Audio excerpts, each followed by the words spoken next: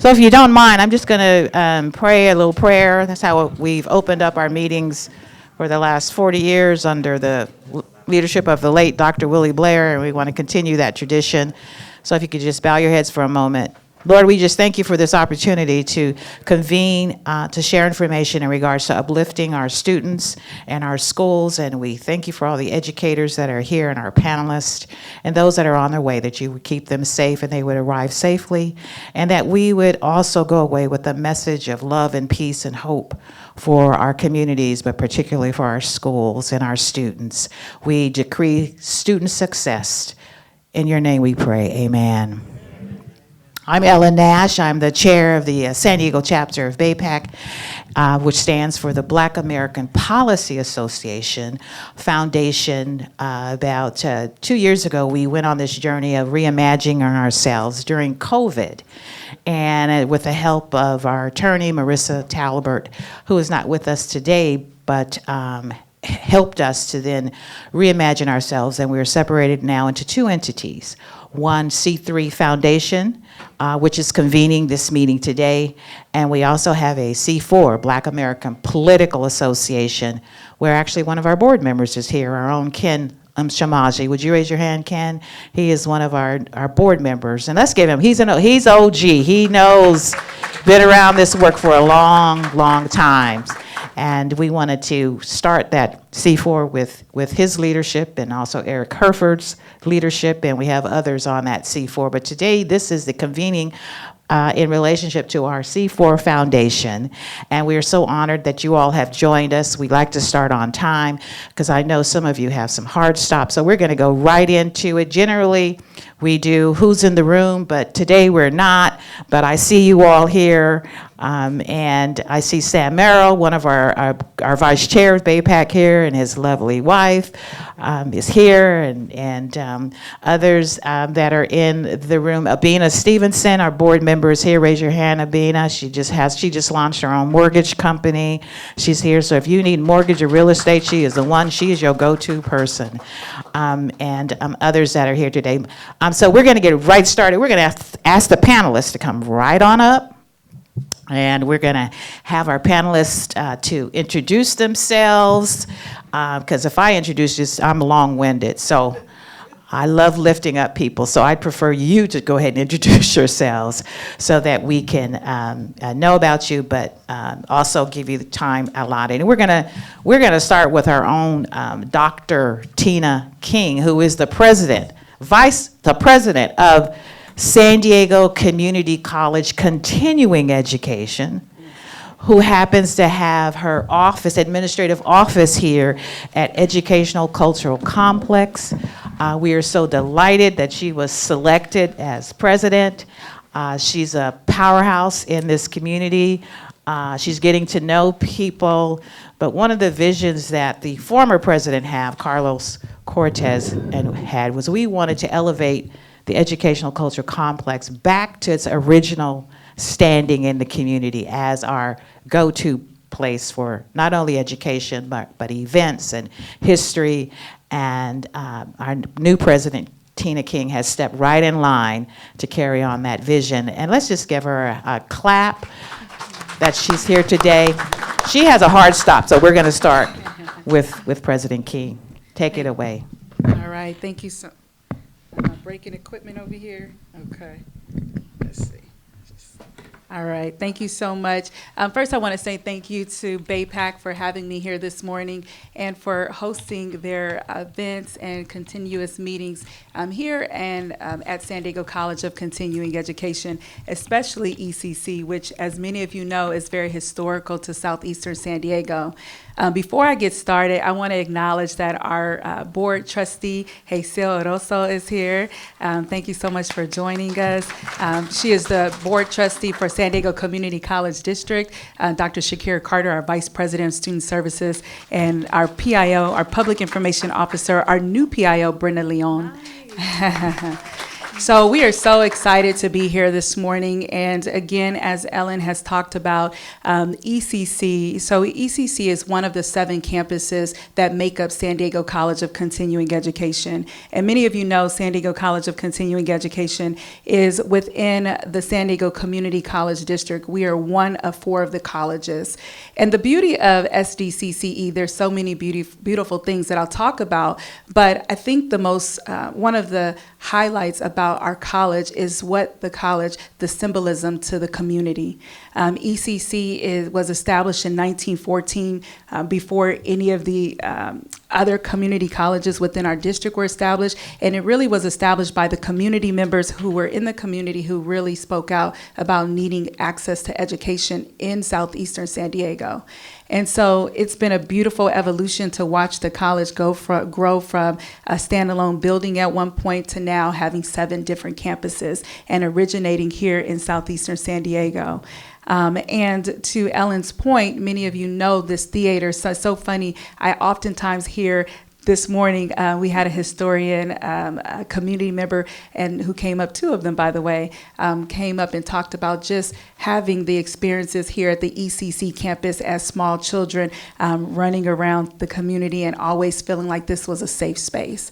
And so, as you all may know or not know, we are right now very excited about a upcoming renovation. So the theater here right next to us has been longstanding in the community, but we received $35 million from Senator President Pro Tem Tony Atkins. And the monies, yes, we're very happy about that. The monies was really given to the college so that we can do exactly what Ellen talked about, making sure that we don't lose sight of the historical, the history here, but also that we can continue to keep that. The goal is to hopefully have a La Jolla Playhouse right here in southeastern San Diego. Many folks, also another piece of it is Dr. Martin Luther King's birthday was actually, his birthday being a federal holiday was organized here. And I see you in the back, you know that as well. Oh, I thought you were saying, yeah, that's right. And some of you may see there's a photo of Dr. Coretta Scott King where she was here at the ECC campus. She was here honoring and commissioning his birthday, his first federal holiday as his birthday as a federal holiday here at the ECC campus. So I just wanted to share that really briefly, and then I'll talk about, like I shared, San Diego College of Continuing Education and why it's such a beautiful place. I've prepared a PowerPoint presentation for you. I can come over there. That's okay.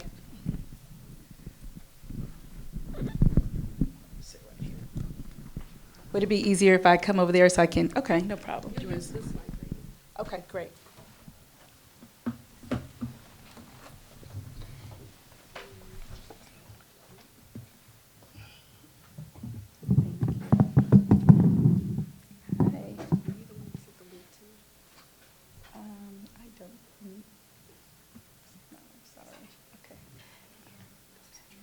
Perfect, thank you so much.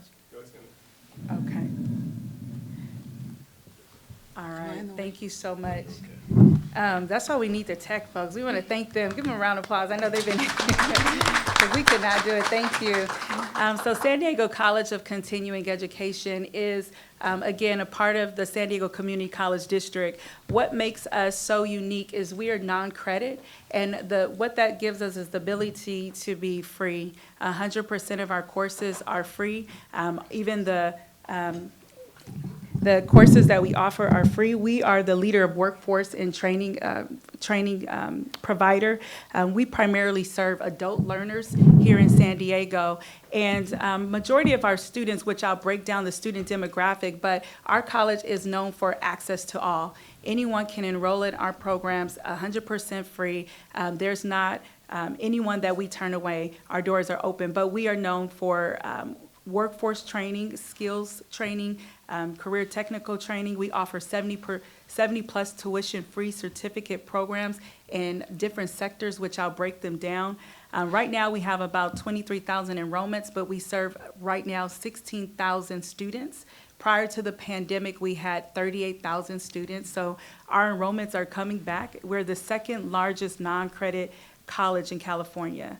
And so while the credit colleges offer associate degrees, they offer two-year certificates, degrees that lead them to either the four-year. We offer certificates. We offer certificates skill in the skills trades primarily, which I'll break down each of them in state licenses as well. So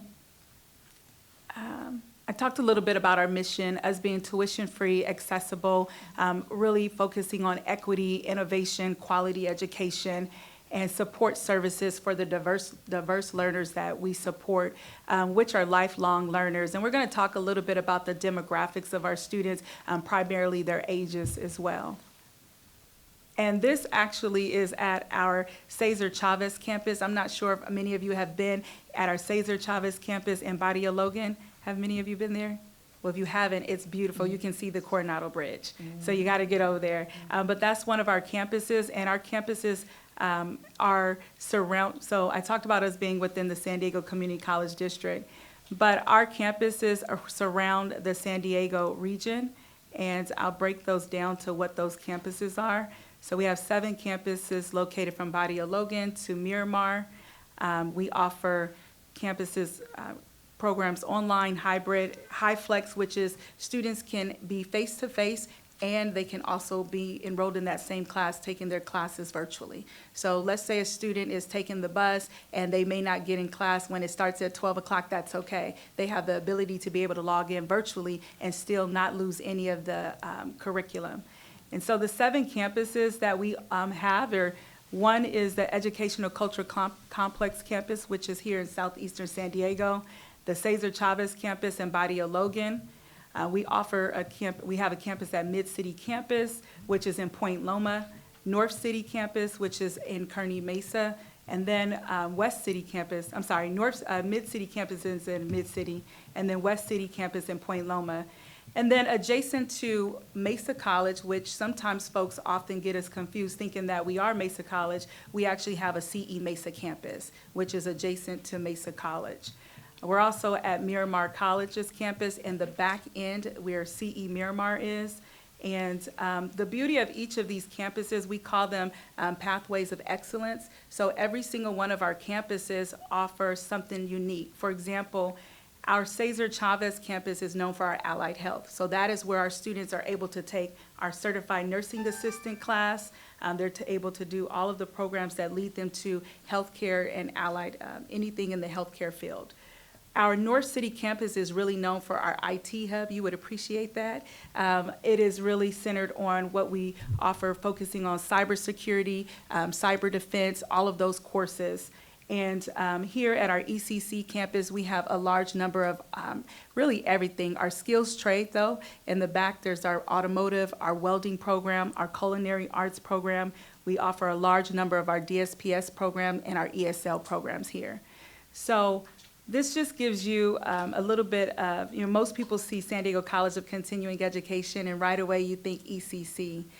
But we are all over the county of San Diego. And that is the picture that I referenced earlier of Coretta Scott King when she came to the Educational Culture Complex campus to honor Dr. Martin Luther King's birthday. So I just want to break down a couple things because, as you know, there's this misnomer about community colleges and the value of what you can gain for being enrolled in a community college. And oftentimes we push students to this idea that they have to go into a 4-year institution, and we know that is not always the best course for everyone. And so our certificate programs are aligned with the automotive program, business and accounting, child development, clothing and textiles. We talked about the digital media programming, healthcare, where students can get, again, their state license and a certified nursing assistant, hospitality, information technology, and skills and technical trades. The other thing I want to note is when our students take for example, our certified nursing assistant program, they take our program. The next day when they're completing their 10-week program, or if it's the full semester, we're also a testing site. So they don't have to figure out where they can take their state license. They can take their state test here at our campuses so that they can get licensed for whatever program they've completed. So that is the other piece to it. One other thing to note, we are non-credit, so we don't offer financial aid, which is sometimes challenging because, well, it is challenging, right? A lot of our students need the financial aid, and so what we've done is we've partnered with other organizations. We've also given out scholarships. We have grants that support students for them to get their books, for them to get the materials that they need to complete their courses. So that is also another support service that we offer to our students. The other piece outside of the certificate programs, we also have a large number of our ESL program, English as a second language, also citizenship, high school diploma equivalency, and our emeritus for 55 and older. One of the things that folks don't know, but we have a large number of undocumented immigrants, refugees, those that are seeking asylum. We've seen a large number of Haitian students. I think many of you are aware of what was happening in Haiti. And so we have a large number of Haitian students who are presenting a part of the African diaspora but speak Spanish fluently, right? And so a large number of them are enrolled in our ESL program. And the goal is once our students complete our programs in one area, specifically in ESL, we can support them so that they can continue to transition into either the skills trades or even landing a job outside of that or transition to one of our sister colleges for credit. So a breakdown of who our students are at San Diego College of Continuing Education, and this is based on their age. So we have, as you can see, 49% of our students are 50 and over. And again, it is a lifelong journey. We offer courses to peak to all ages, 18 to 100 years of age.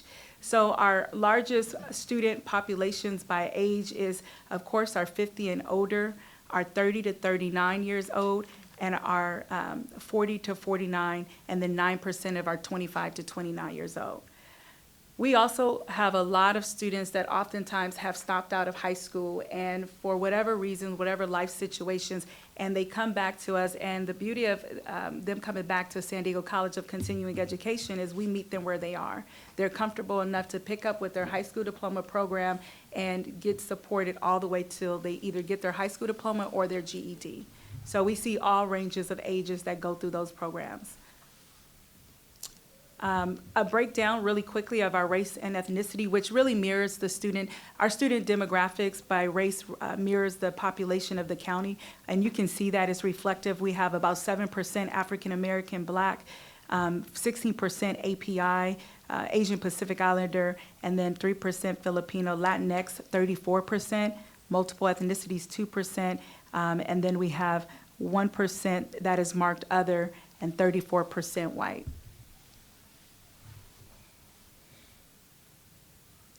I'm going to skip over a couple of them for the time. So one of the things I want to share, because oftentimes people ask, how can we get enrolled? How can we get enrolled?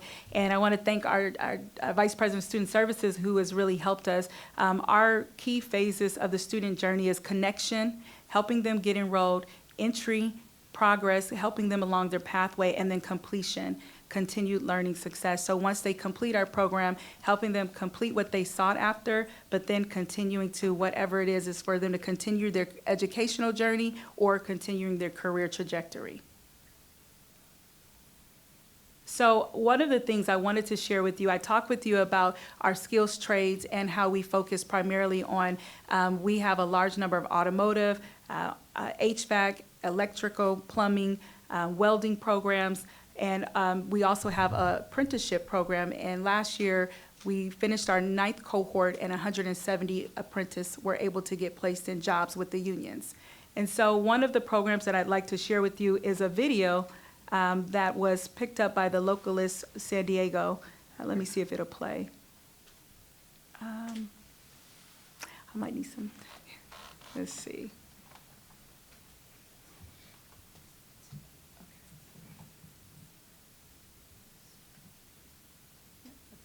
Yeah. Mm-hmm. Okay.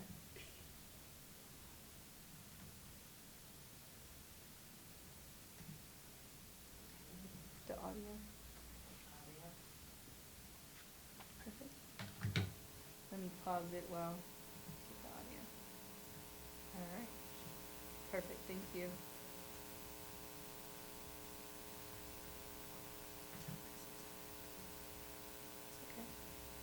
see if I can help you out. Give us 1 second. Let's see. You got it? Okay. The history here. Yeah, so this is one of our 7 campuses that is locally complex. One of our 7 campuses for San Diego College of Pennsylvania. I think we're hearing double. That's crazy. I You hear the started to, like, do student. my research, started watching videos, TikTok, showing these cool stuff about welding. And then my mom, my wife, they start saying, like, you need to start looking into welding schools and all that. It's like, what you have interest. And my wife, she just popped up onto the schooling program. And I was like, oh my gosh, it's free too. So I was like, I need to sign up, and that's how the whole deal happened. Really, anybody is a great candidate for welding. We have an extremely diverse range of students here, from recently graduated from high school to 70-year-old veteran students and anything in between. And they've all been successful. As long as you come in with a mindset of wanting to learn and grow, you can do this well.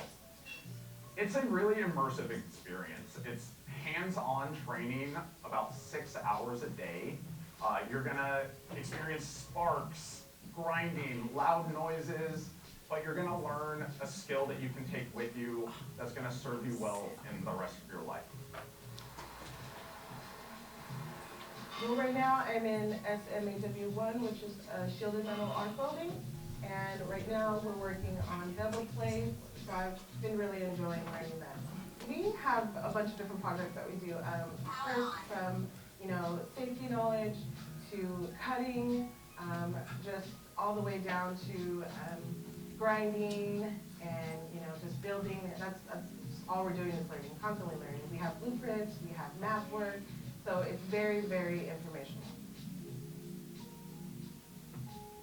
I'm very proud of the glove that me and my classmates made for the MLK parade. It just shows a lot of unity because it's a lot of minorities that also built that glove. So it's a very special thing to me. My teacher said, he came to us saying, oh, we're gonna build a glove. And I'm like, that's crazy. I never built anything like that in my life. How are we gonna do this? So we did the steps, everything was like one by one, so it wasn't too difficult to grasp. I appreciate the process through because I learned how to do metal fabrication, how to do the process for MIG welding. I did some stick welding. There was a lot of stuff I grasped, and it was a lot of fun. You have to be pretty proud of your students because I have to tell you, when I was talking with them, they were so inspiring. Everyone had a different background, different age, but they all had really clear goals for their future.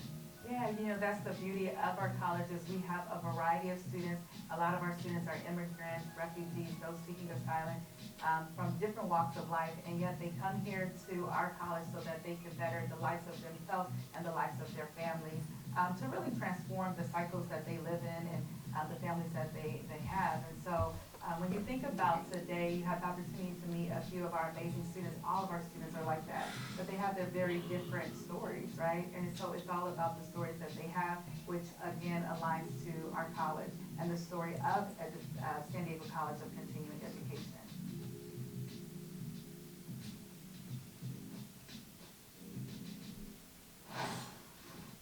All right, so I just wanted to share with you all this quick video that was, so sorry, yep, got it. I think I got it, thank you. So I just want to talk really quickly. So as you all may know, that San Diego College of Continuing Education over the last several years and probably longer than that have won the MLK parade for the beautiful welding pieces that have been on there. Right now, when you walk outside of in the foyer area, all of those pieces were once on the display of the float. And so this year we were so proud because this is probably the biggest and most grand float that we did. And you can see that it's almost like it's a project-based learning experience that our students who are enrolling in our welding program so that they can get their certificates, they actually work on these projects. But more than that, you can hear how it's changed her life. Like, I never thought I would be a part of something like this. So I just wanted to share that with you. In the interest of time, I won't go through all of the other, but I want to share really quickly something else that we did this past year that I am very, very proud of. For the first time, we offered dual enrollment for our high school students to actually take our certificate programs. In the past, because we're non-credit, it wasn't something that we were able to tap into. And this year, we partnered with San Diego Unified School District, and this summer, we had a pilot of high school students who did our Certified Nursing Assistant program, and they took the test and they passed. Oh, wow. Yeah. And so, with us continuing this program, we are going to have another cohort in the fall, and by spring and the closeout of summer, we will have 76 students who have completed the Certified Nursing Assistant program that are high school students. And that is huge, because you think about students that are in high school who are battling so many things, trying to figure out, is, college for me? Am I college material? And so for them to take a state license exam and get a nursing assistant or a certification in nursing assistant where they can go work in the field or use that to continue their journey, but also use it so they can work and take care of their families, right? It changes them. And it also helps them to empower themselves to feel strong, like education is for me.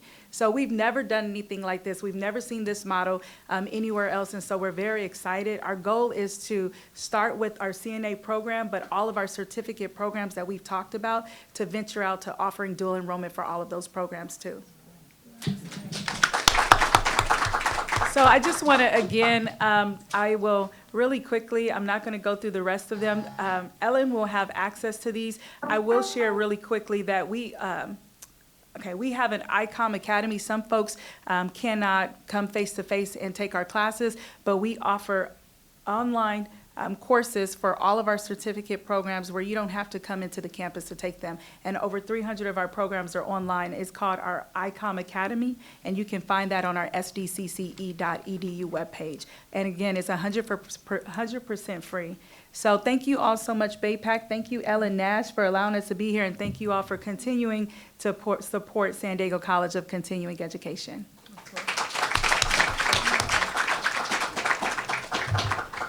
Thank you, President King, for that awesome presentation. And again, the theme is about student success, and that's why we called it Black to School.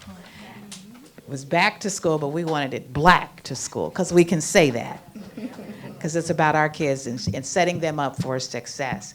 And I'm going to introduce you to our moderator, who is Marquita Brown. She is a certified English teacher with the Chula Vista School District, and she's an amazing young lady, and she's going to moderate us and take it from here. There may be a question, one question. President King, if you could just stay for a minute. Is there any questions, the one question that someone might have? One question, okay. Okay, all right. I just wanted to know if the nurses are able to work in the hospital. So the Certified Nursing Assistant program, a portion of them going through the program is the practical, where they do the hands-on, the theoretical framework in the classroom, and then they actually do their clinicals at sites in your community. And then once they get their job, they can work in any facility Hospital, that, not just skilled facilities. if as long as they're CNA, exactly, certified nursing system. There's CNAs, there's LVN and RNs, but if it's open to CNAs, they could work in there. CNAs are all over the hospitals. And can I just add that for the last couple semesters, we have job developers that work with them in the classroom, so we can hardly get them through their certification and certified fast enough to place them in jobs. So they're coming out, they're taking their certification, and they're being placed right away. And the reason I'm saying that is because they're desperately needed in the hospital, Yes. and we can't keep them, and, And we have partnerships with the hospital, so we're placing them as fast as we can. okay, if we just need them. Yeah, and can I add one more thing? So certified nursing assistant programs, once you complete that, at that job level, it's about $25 an hour that they make. And so we recognize that that's still not enough to fulfill their needs of their family. So over the next 2 years, we're working on curriculum to implement an LVN program, which is the gap between the CNA and the RN program. And so our goal is to have the LVN fall 25 open. We're hoping for spring 24, but we have a curriculum review process. And our goal would be to offer it at our Cesar Chavez campus and our mid-city, City Heights campus. But that would really change the trajectory of our students immensely. Yeah, my question was something in regards to that. Do you have like medical facilities you follow them to? Are you connected with any kind of agency that would like come to you guys and ask you, do you have any qualified people we can use?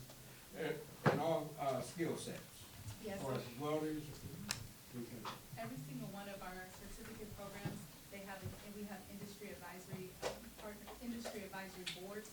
So the IABs are there, and they're partners that are working actually in the field or organizations. And the goal is to create that support so students can be placed into jobs. So we've seen in our certified nursing assistants, our cybersecurity, we can't have them finish fast enough. They're trying to hire them already. And so we do have the partnership with the industry so that students can be placed in a job. And to Dr. Carter's point, we have about 6 job developers, given that we have 7 campuses. And you'll see them there, the job developers. Their role is to come into the classroom before they complete, to meet with the students to identify how they can support them to the industry partners so that they can get a job. Thank you all so much.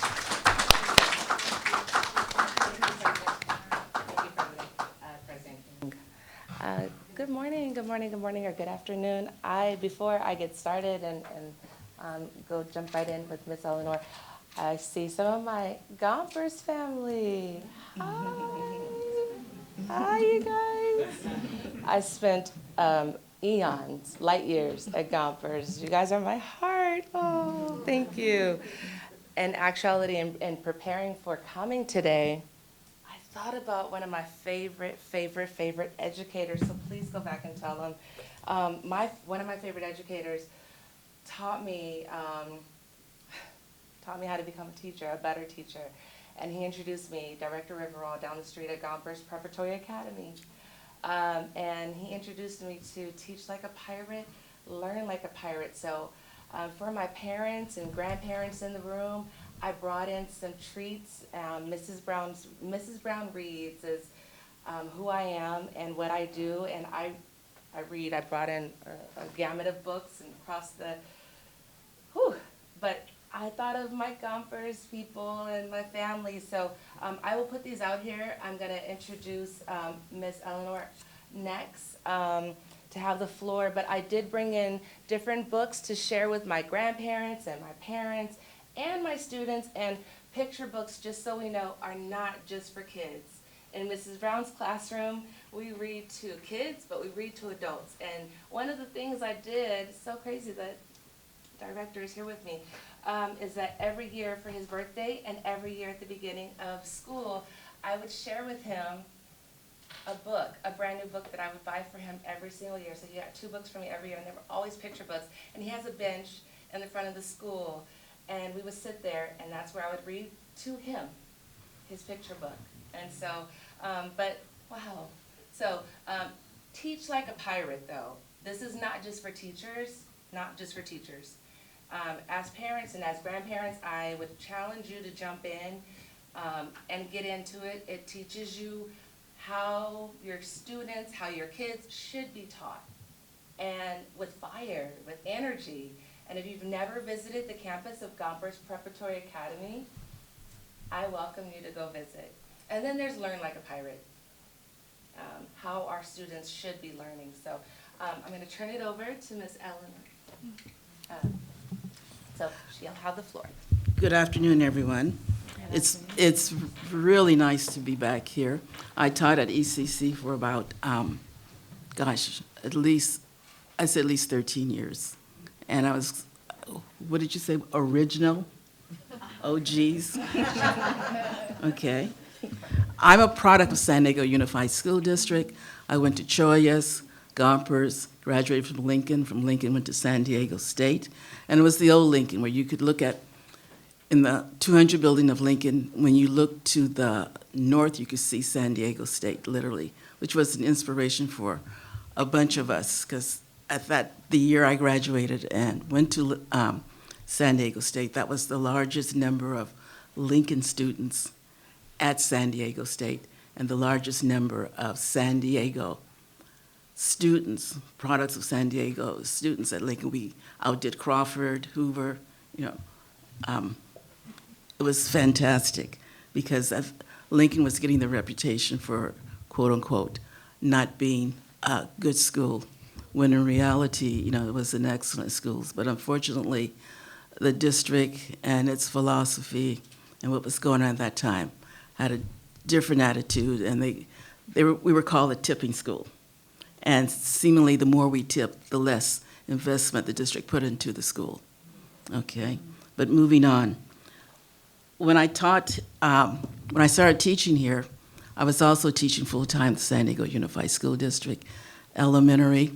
And it was interesting because during the day, I would teach, sixth grade, third grade, whatever the subject area was. And in the evening, I actually had the parents of my students during the day. And, we talk about students and parents learning together. It was excellent because one of the things I tried to do was to motivate both sets to understand the need for a quality education. So it was interesting because every time a parent came to class, I had the opportunity to have a parent conference. And that is so essential. And I tell my parents now, please participate in your students' classroom. You can go there anytime. You don't need to set up an appointment. As a taxpayer, as a parent, you have the right to visit the classroom. And that is so important. And what's even more important is that you attend school board meetings, especially right now with all the culture wars going on. And California now has passed the law that ethnic studies will be taught in the high schools. And believe me, that is going to be World War III culturally. In Oceanside, we've already implemented our ethnic studies. We wrote it. It was focused more on the community of Oceanside. So we're really ahead of the game.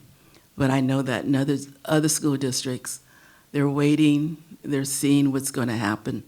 But it's something that you need to be aware of and keep focused. And please go to those school boards meetings. I know that some of you are going to say, oh, they're boring, they're long. It is all about our future, okay? Because the other side definitely is prepared. All right. One of the things that also that when I taught here, it was a continuing education program as it is now, but also we had college classes, university classes, and one of the things I wanted to do was to teach microeconomics and microeconomics because that was what's missing, and a lot of the community was saying they didn't want to go to San Diego State to take that class. They didn't feel comfortable, and they didn't want to go downtown because, why if we have ECC right here? So I was able to persuade the foundation that we do need more college classes, and economics is one of them. And the comeback was from downtown was that, well, the students don't have the skills. They don't know anything about calculus. And I'm going, what? Calculus is adding, subtracting, multiplying, dividing. You can put some letters in and put some formulas in, but it's still adding, subtracting, multiplying, and dividing. And that's the way I taught it. And it was a very project-oriented class, which was, I guess, novel in those days. I didn't realize that. But we did a lot of simulation. Because when I grew up in San Diego, Imperial Avenue was black-owned businesses, and the property was owned by blacks. You could go from downtown San Diego, you had Archie Moore, the prize fighter, who owned property, all the way to 65th Street. And that was the hub of the community. You saw the black doctor, you saw the black dentist, you saw the black lawyer. You saw everyone lived together in the same neighborhood, whether you were a postman, military, professional person, that's where you lived, and everyone socialized, went to the same church, same social kinds of events. So that was real important in terms of role models. Now we've kind of spread ourselves out, but it's real important as parents that you expose your child to those kinds of things. Okay, we're talking. I was told that we're going to have a La Jolla Playhouse Theater here. That's phenomenal. Make sure you bring your child, to the theater. Make sure, like going downtown to the free concerts by the bay. All of those things help to stimulate that right brain. And that stimulates creativity, that reinforces the left brain learning. Okay. All right? Okay. And when I talked about the fact that, downtown said, no, we're not going to do that, well, what happened was that, well, as I said, I was here for 10 years, more than 10 years. And it was one of the most popular classes. And suddenly they had to have other sections, and we had students from across town coming to our campus. So it was a wonderful, phenomenal thing. All right.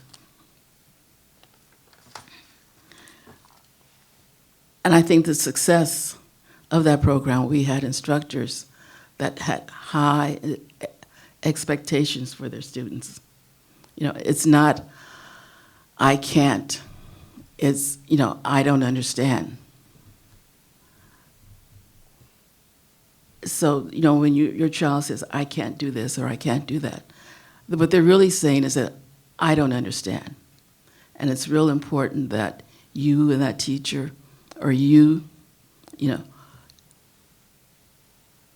bring out those skills, bring out those kinds of qualities that will enable your child to be able to understand, okay? And as long as you have high expectations, as long as that child feels supportive, and as long as you're able to be involved with the school on a positive level, and I mean that sincerely, don't wait until there's an issue. Don't wait until, your son, your daughter comes home and says, the teacher said this, that, and then you're reactionary. And if it is something inappropriate, and I had a whole lot of inappropriate experiences as a child, I think you need to understand what the process is. Talk to the teacher first. If you're not feeling comfortable with the results, go to the administration. And from there, if you're still not comfortable, then go to the district office, okay? And I know it may sound a little bit redundant, but we don't do it. We go and raise heck with the teacher, and we play the school and say all this, that school ain't whatever. We need to be involved.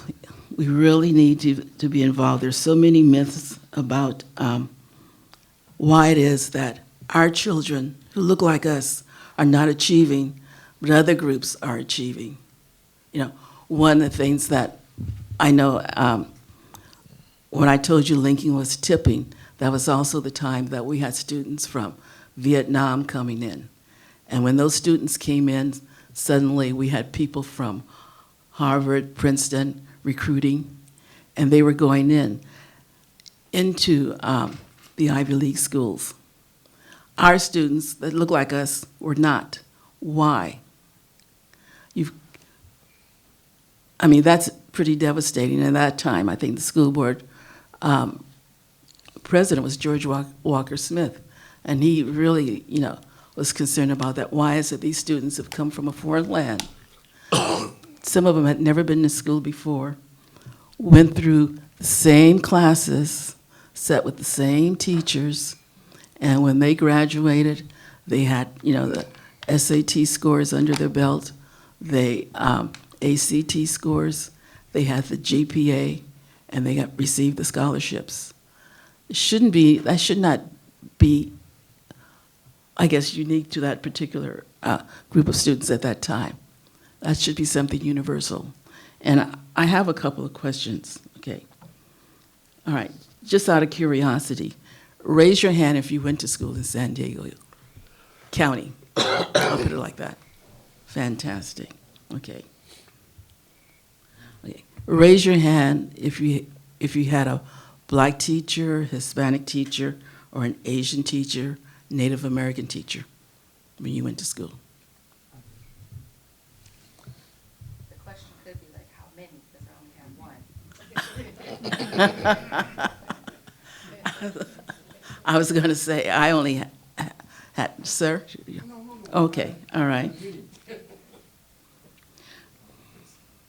Okay, okay, can you kind of partner up 2 at a time, maybe 3, and share with your neighbor how you were treated by your teacher, and then have someone share out?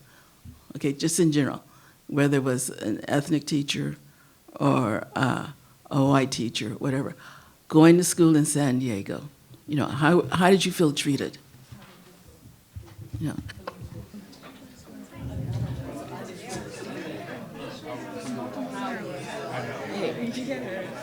I do serve our San Diego.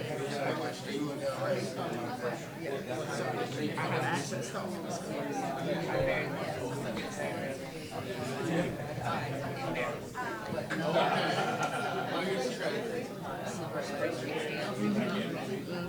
was an Apple, Eastern Shore, closer to the.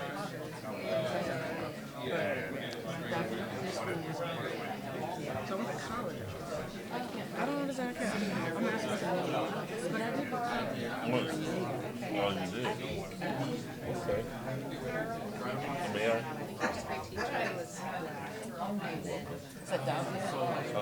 I'm not for sure. Oh, okay, yeah, probably. Okay. See, it was different for me in Maryland. It was not. 30 seconds more, finish your thought. But you gotta remember, that's where the slavery border is. Right. So it was like. I went to school in Los Angeles, so I'm your neighbor, but I was just wondering, we had like 9 schools like Lincoln, back in the day, 70. Manual arts. So we had a red school. I don't know if San Diego High was like that, but I know we had about 8 or 10 schools that predominantly was 98% African American when I was living in South Central. All right. 10 seconds. Trustee Evans, when the picture comes back up, I'm gonna make sure. Me? Okay.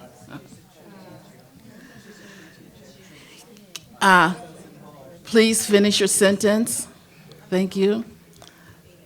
Can we, I should have said select someone before, but can we have maybe a few of you share what it was like? Yes, ma'am. Sure. I want to thank you, and I do remember you at ECC. I've been there for a long time. I'm a graduate from Lincoln High School, and all of my, I was a great student. Okay, I was great. So all of my teachers treated me fine, but there was my art teacher who worked with me in art, but my history. I began to reflect on my career and realize that my days of My history teacher was one of my favorites.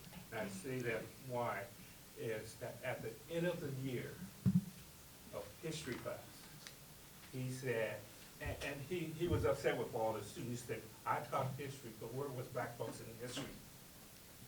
That made me go to the library and study black history. When he said, he said, I taught you history. Where are you in history? And that just, a light bulb. I said, where are we? You know, you hear about, slavery, but there was, he said there was famous, he just followed what he was supposed to teach in history. He said, but no one asked me that question.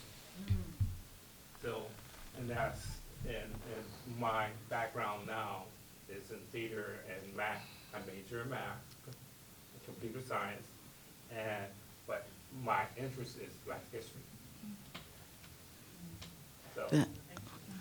Fantastic. Thank Okay. you, sir. Oh, so I was raised here in San Diego. I went to the San Diego, and it was not until my 6th grade class that I heard I had my first black teacher in 6th grade. And up until then, the sixth grade teacher made me realize that I couldn't learn. What does that do for you though? Then it launched me. I mean, I had to catch up. Y'all understand what I'm saying? I was in sixth grade when I discovered I couldn't learn from this black teacher. And so from there, kind of like Calvin, the light just came on. And that's when I took studying seriously. That teacher showed me the skills in terms of how to do homework, how to read, not just read to learn all those extra things that I had not gleaned up until my sixth grade class with my black sixth grade teacher. Yeah, so speaking of catching up with what I just mentioned, I went to school at Stockton Elementary School and then Knox Elementary School, and I want to share my experience. It was that in those schools, predominantly black, I was at the top of my performance. I was considered advanced, but then busing came along in the 70s somewhere. I got bused from, I didn't go to Bell Junior High, which was the path from Knox to Bell Junior High. I went to Hill Junior High in Claremont. And what I saw was that the students there, predominantly white, the level that they were working at was far advanced from what I had come to, what I was used to. So I just sort of peeked the game and said, okay, well, you know, I had to catch up. Like I said, I had to catch up and not make it a chip, you know, on my shoulder, but I acknowledged, okay, the differences of what I experienced, just for me personally. Anyone else? Yes, sir.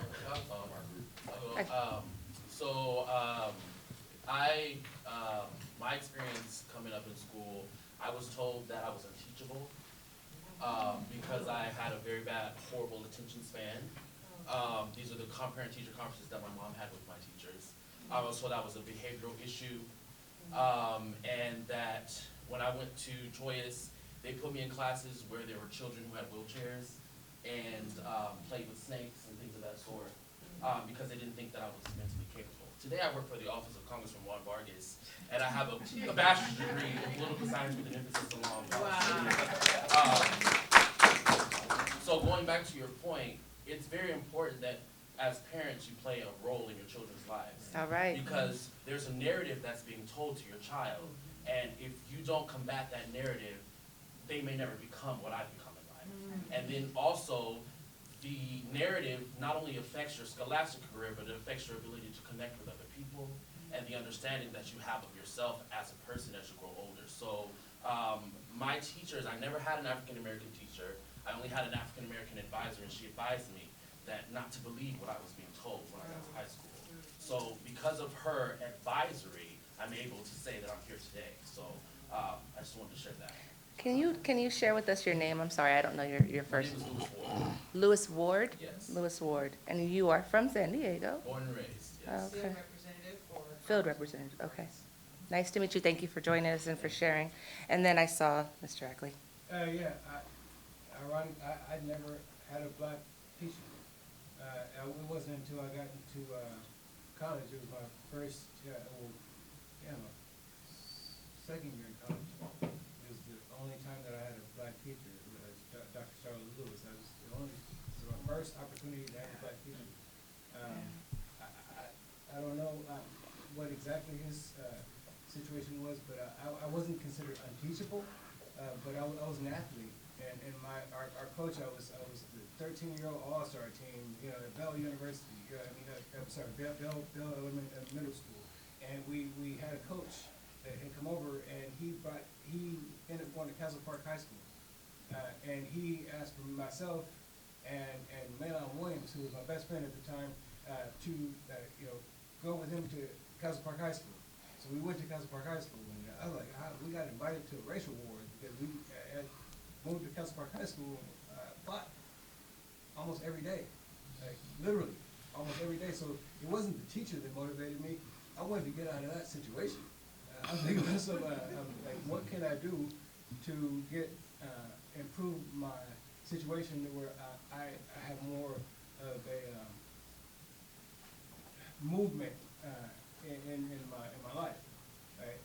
I think that my parents were encouraged at that time to move to Alysta because of economics, and it was near some family, but they also felt that they were supporting me in my athletic journey. And so my interest level in education, it actually began as a challenge because going to that school was like, it was us against the world almost, seemingly. So it was a challenge. And then it was, the light bulb kind of went off when I took the Black History course with Dr. Charlotte Lewis. But yeah, it was never a presence from elementary, junior high school, or high school. I had not had one Black teacher. Thank you, sir.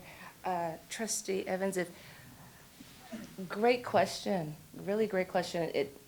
I'm not sure if you already knew this answer, if you already suspected this answer. I know for myself, I knew that answer.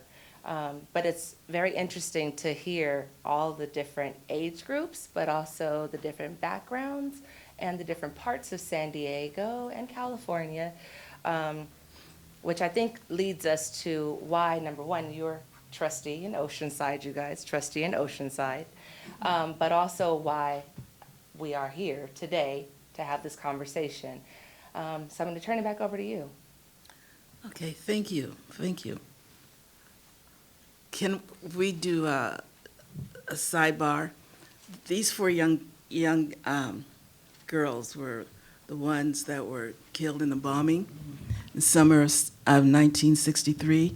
And at that time, I was in Alabama, and I was part of the busing. And we were about 25 miles when this happened. And we were all devastated, seriously. We really were. And no one knew what to do. And some of us felt maybe it's time we go home. But we didn't. We didn't. Prior to that, which was less than a week, some of you may remember Life magazine, and the cover of Life magazine, they had this 50-foot cross that was burning, and we had seen that as well because that was still in the area, and it was a warning of what was to come, but we had no idea they were actually going to bomb churches. We were warned and told that we would be the ones, as agitators, whatever you want to call us at that time. We would be the ones to be aware and be concerned and, take care. And the irony, the day I went back home, coming back to San Diego, I got home, my parents weren't home. I thought, where is everybody? I turned on the TV, and I'm watching television, and I thought I was watching a movie. And suddenly, they said Los Angeles, the riot, the Watts riot. I could not, it was like just double devastation. I was going home to see my parents to get healed, and I'm thinking, damn, this whole world is just so cockeyed right now. So these are the young ladies and the names. Do we? I can pull them up for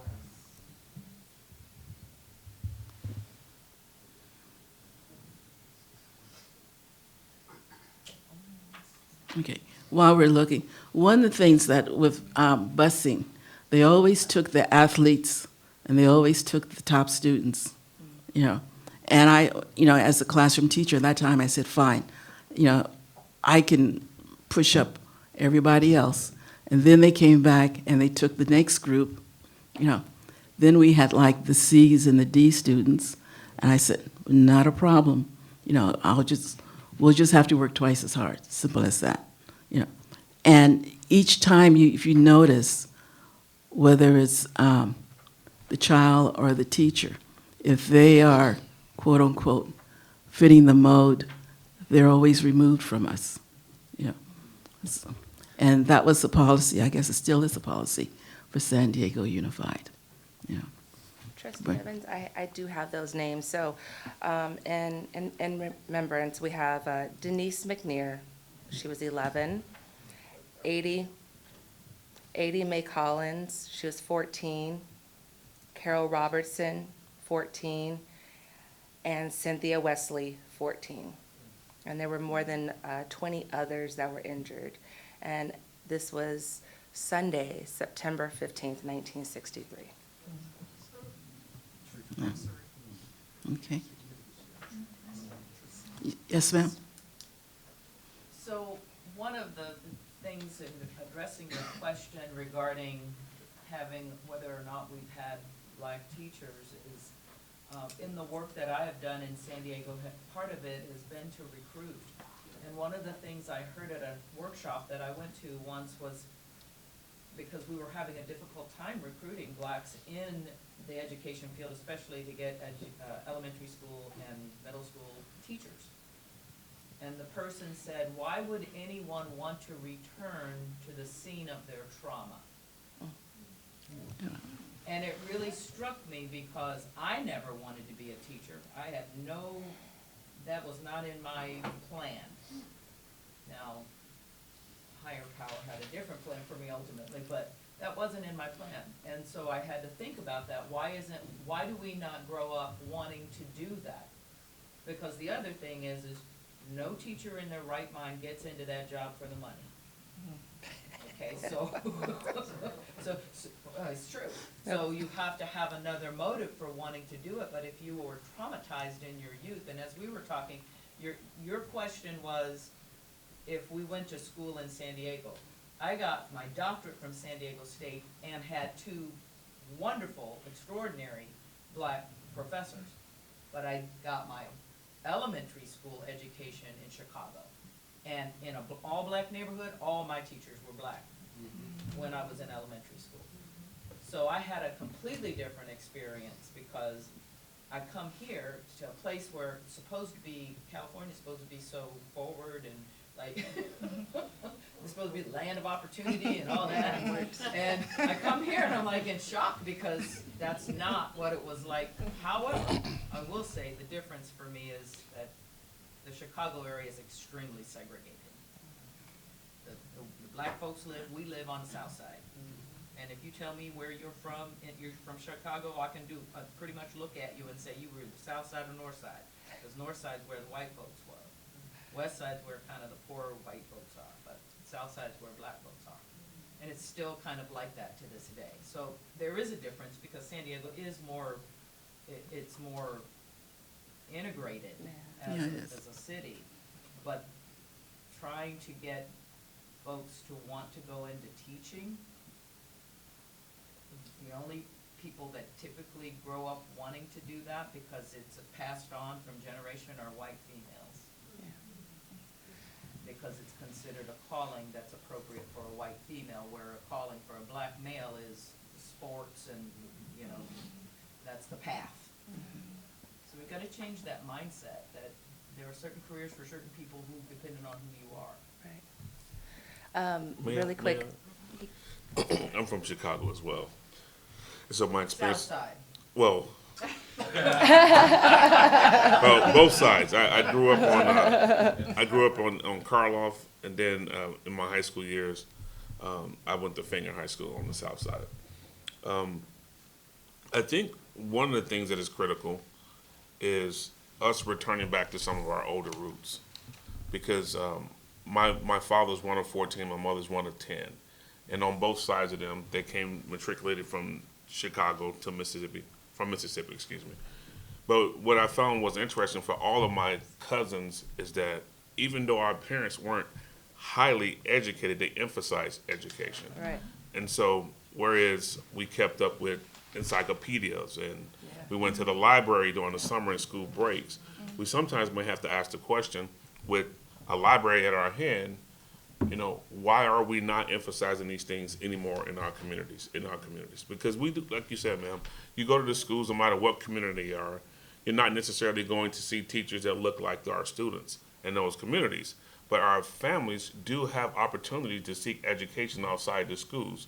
And as you talk about the cultural wars that's going on in the education system, it is clear, particularly in some states outside of California, where you're definitely going to have to seek those levels of education, those things that we want our kids to identify with and to know what their roots are and to know what their capabilities are in their future outside of the classical classroom. Right. And that's where we have to start emphasizing is like you talk about books. My aunts used to tell us, you guys ain't going outside until you read books. And they would have books, none of these books go together. You have an encyclopedia over here, you have a dictionary over here, That's you have right. a book about animals over here, you have a book about Africa over here, and you have a book about cooking. And, it's just, you better grab a book, And so, and I say that because, like you said, it's about parent involvement, right? And so some of our involvement where we may not have the effect with school districts, or we may not have the effects with tax dollars in certain school districts, because that makes a big difference, right?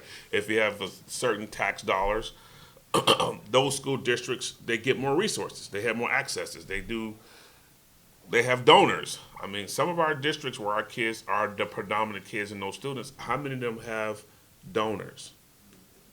Right? That's a fact. That's a factor in some of those things. And so it is back to us as parents to re-emphasize that we can't just go to work and then not think that we have to come home and question our kids about what they're learning and then figure out how we need to fill in the gaps and where we can fill in the gaps. Public libraries are still open, and even if you don't go to a public library and check out a book, we have so much more information available to us at all of our digital devices. The Xbox has access to the internet. PlayStations have access to the internet. Dell computers have access to the internet. It's just about what we're emphasizing. And I think we just have to get back to our cultural roots of emphasizing, making our generation, the current generation, better than the previous generation. And that's how you got to where you are and where you guys have gotten to where you are and how I've gotten to where ours is people who look like us emphasize improving ourselves. Thank you. And this is Lieutenant Gathings? That's close enough. Well, I want to make sure I get it right. No, you're good. Okay, all right. Well, before I go on, I want to make sure that one of my unique things that I get to stand here and it's because I know a little bit of something about a lot of us in the room, and one of my mentors is in the room, and that's Dr. Deborah McLaren. So I am from Chula Vista Elementary School District, but she was the principal at my kids' elementary school. And let me tell you something, when I walked on that campus and I saw this beautiful, glowing black woman that was singing It's Friday on a Friday, and they had the whole entire school singing it on a Friday, and everyone was happy about singing it, I was like, oh my goodness, we got another singer. Oh, this is just great. And then she was a teacher, and non-traditionally, so she's a singer first. And that's what she didn't tell you, from Chicago. A mother, her heart was filled. Like, she has an amazing story. You guys have to hear her story on her own. But this is Dr. McLaren, retired recently from Chula Vista Elementary School District. Amazing, amazing woman, and she is one of my mentors. But outside of that, she is a reader. She loves kids, and why I am still here, even without having the money to go in my pocket, why I'm a reader, because you said that, and why I am a parent reader to so many kids and parents, and everyone's kid are my kids, is because my dad is back there, and he made it, him and my mom, thank you.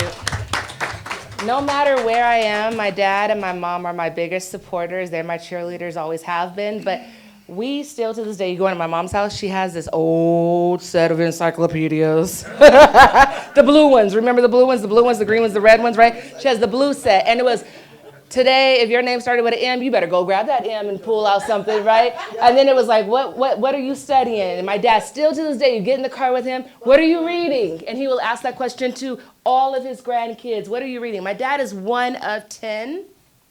My mom is one of 11.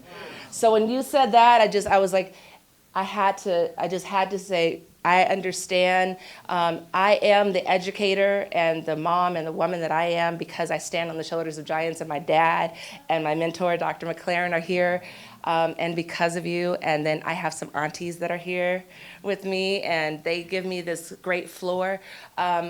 Lieutenant Gathens. Come on, Gathens. correct me. No, it's okay. No, I want to get it right. No, you're getting it right, sister. Do your thing. Okay, so before we jump into you and I think she has some more. to Trustee give. Evans, did we? You know, you folks have shared Okay. all the things that I would have lectured about. I think it's phenomenal. Thank you. Thank you. Thank you, thank you, thank you. Yes. One of the things I wanted to share, because Trustee Evans shared with us, this is another one of those, treats and books. I personally, this is from my college days, as you can see, and I never returned it to the Malcolm X Library. Don't tell them I borrowed it, and I haven't given it back. I can't even tell you the year, but you see how old it is. Before the Mayflower. I happen to think that this guy got it right. This is one of those that actually got it right. Leroy did it, yes. He actually got the story right. So when we're talking about telling the American story and making sure that our students read and that our kids are reading, it's not a book that you're going to read cover to cover, but if you want to know some facts or you just want to water drop something, open it up, go to it, and then you go to the encyclopedia. Then you go to the internet. Then you go over here. So Mrs. Brown reads, you can totally look Mrs. Brown reads up, but she'll always give you some recommendations. But this is one of my go-tos. Since I'm talking about it, my dad is in the building. One of his favorites that he's always recommended was Kareem Abdul-Jabbar. If you've never seen this book, let me just tell you guys. Kareem Abdul-Jabbar, it is the prettiest book. It's all on our inventors, you guys. OMG, it is so pretty. But it is just all of people that you've never even heard of, that we don't even speak about, but that our little people and our big people like need to take a lesson on. But Kareem Abdul-Jabbar, this is his book. And then in the back, oh my goodness, he gives it to you all the way in the back. He breaks it down all about all of his footnotes, about who's who and who's where.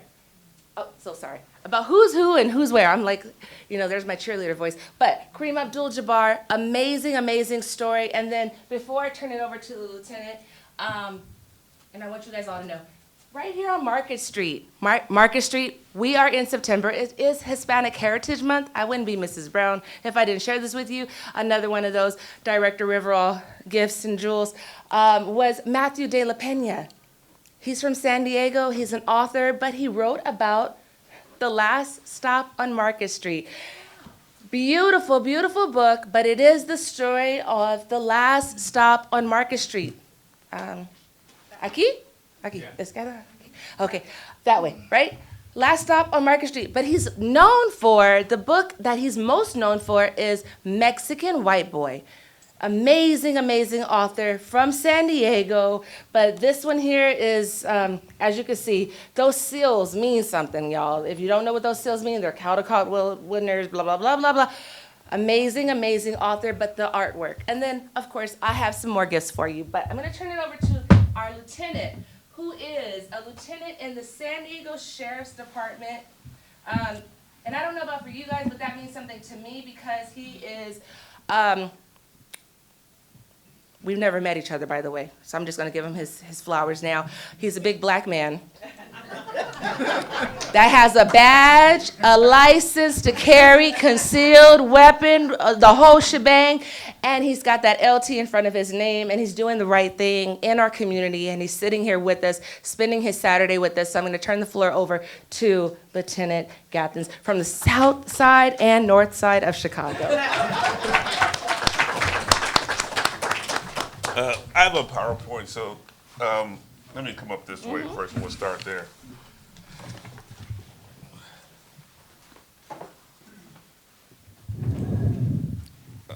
First of all, thanks for having me back. This is the second time I've worked with this wonderful lady in this organization. How did that slide over, please? So today, they asked me to come in, and we're going to speak a little bit about fentanyl, which is ravaging the country, ravaging our community. And I'm going to pass out some gifts, some pamphlet, as well as show you what a Narcan kit looks like. We have some free gifts for you back there. I don't think they'll be for any of you, but if you want to pass them out for other people that you know may have a substance abuse issue, or even someone who you know that they may have a family member who has it, it'd be good to take. We want the table to be empty when we leave here. Don't leave anything behind. That's for our community, so please get it out of there. You might not want to see that. Okay, thank you. It's a long PowerPoint. I'm going to skip through some of the slides so we can get through this real quick. I've been in the Sheriff's Department for 23 years. Like I spoke earlier, I came from Chicago back in 1992 by way of the United States Navy. When I got here, I was enjoying California. I thought it was beautiful because I saw all the clay tiles on the roofs. And Chicago, this is you got some paper tiles on the roofs. And we used to jump the roof when we was kids. I mean, not her, but we used to do that when I was a kid in Chicago. It was. When I was I met my wife here when I was in the Navy. And I was a little bitty kid there. I met her when I was 19 years old. Through the glory of God, we're still together all these years. 3 kids. She's spoiled, but that's another thing. But we're here to talk about fentanyl. And I think everybody has seen the devastation of fentanyl. But the true thing for fentanyl was for patient recovery. And like most things, I'm away from the mic.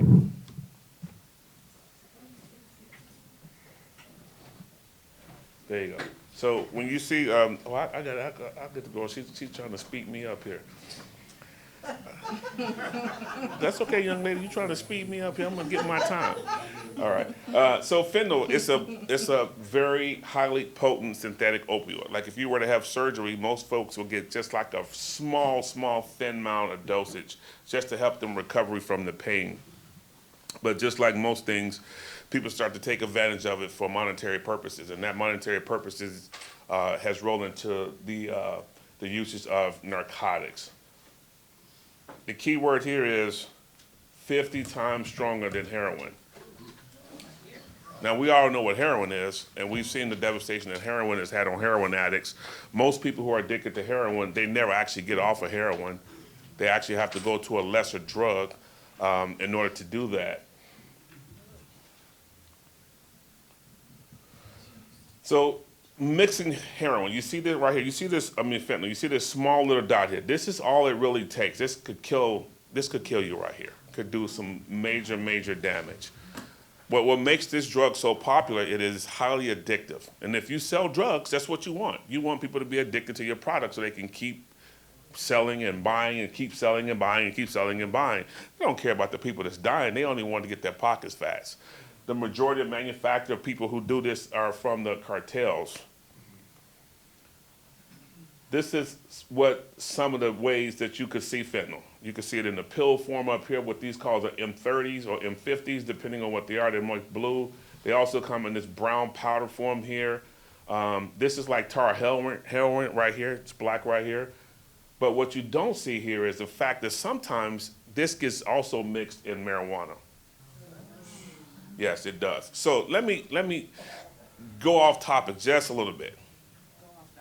If you smoke marijuana or you use edible or cannabis, no big deal. We already know in the state of California that's legal. What I tell you to tell your folks who do that, I tell my son who smokes cannabis, buy your own stuff. You just got to keep it real. Buy your own stuff. Don't think you're going to smoke with your buddy because you ran out of money. Wait till you get paid. Because you may mess around with somebody who has laced this with what they think is enough to get a different high, and you wind up dead. And that being said, my kids have had at least 4 kids that they went to school with, high school with, that are dead already from fentanyl overdose. Accidental fentanyl overdose at that.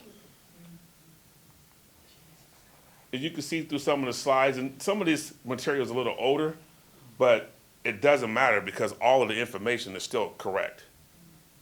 Has anybody here ever heard of Oxycontin? We know what Oxycontin is. This is stronger than Oxycontin. Oxycontin is a time-release opioid, right? This stuff, you slam it in there, it's over with. And I think I was telling some people earlier today that on the East Coast, you probably all have seen videos of like folks look like they're zombies, right? Leaning over. That's because they're mixing fentanyl with high horse tranquilizers. And the danger of that is Narcan does not affect the tranquilizer. So even if that person was to have an overdose and their heart stopped, we couldn't even bring them back, not with Narcan. You'd have to rush them to a hospital and they have to use some special medications to do that. The sheriff's department, obviously, I don't know if any of you live in areas where we work, some of you may or may not, but what we're doing is we're trying to come out to venues like this and other venues at the school. I was at Mar Vista High School about a month or so ago. We're trying to educate the community. We're trying to get the message out there. And the message we want to get out there is, if you know somebody is a heroin user, a drug user, and they overdose, do not be afraid to call 911. Some people think, oh, the cops are going to come, they're going to arrest everybody in there. It is against the law for us to do that. It's called the Good Samaritan Act. So as a Good Samaritan, you call us, we're going to try to come there with as many Narcan kits as we possibly can, as well as the fire department, so we can try to revive your loved one, or we revive your friend. Don't worry about whether or not they're going to get arrested. The only time we do any real investigation behind this is if there's a death, because we go from having a patient to a deceased person. Any questions about that? If there is drugs, don't worry, we'll take the drugs. We won't leave the drugs behind. She was looking like, you gonna leave the drugs? No. we will take the drugs behind. But again, one of the reasons why we take it as well is because this stuff is highly addictive and it's dangerous. Now, there are some rules of thumb. Some people don't believe that you could inhale it and it has that, just inhaling it, right, the odor of it. And there are some people that believe that it's so strong that if you accidentally inhale it, it could have the same effect as well. You might be able to absorb it through your skin as well. We don't know, but what I do know is I don't like rattlesnakes, so I stay away from them. So I will stay away from this as well. So behind us, what we have what we call harmful reduction kits. There's a big issue with the harmful reduction kits. And the issue is some people don't think that we should be giving them out. They think, well, that's like us okaying it, right? We're not okaying it. We're just trying to save lives. We understand what drug addiction is. Most of us do. Most of us have had our loved ones severely affected. Being on the south side of Chicago, I have many of my family members who are addicted to crack cocaine. And there's a lot of questions about that, right? Some people in our community say, well, nobody did anything about the crack cocaine. Why are we doing it about the opioids? We learn, right? We learn and we grow. We learn and we grow. So should we just let people die? Because it ain't just people who don't look like us dying. Our people are dying from this as well. These are some of the fentanyl seizures that we've had here with the sheriff's department as well as the local government. This is billions of dollars. These bricks are billions of dollars. Right now, I work at the Imperial Beach Sheriff Station, and we're close to the border, and we're seizing narcotics all the time. Kilos, kilos, kilos. But that's like a fraction. That's a fraction amount of the drugs that we're seizing. We're not even getting anything that cartel goes, oh, well, they lost that. Now, the person that lost it, they got stuff to deal with. But it doesn't change what's happening in the streets. Sometimes these people will take these things and put them on a punga boat and let them just wash up the coast. And then they have couriers that will pick them up in places like Encinitas off the beach or in La Jolla off the beach. They're going to get these narcotics here one way or the other. There's been these rumors that they use high-tech drones to drop drugs because of the money. So here's some of our statistics thus far this year.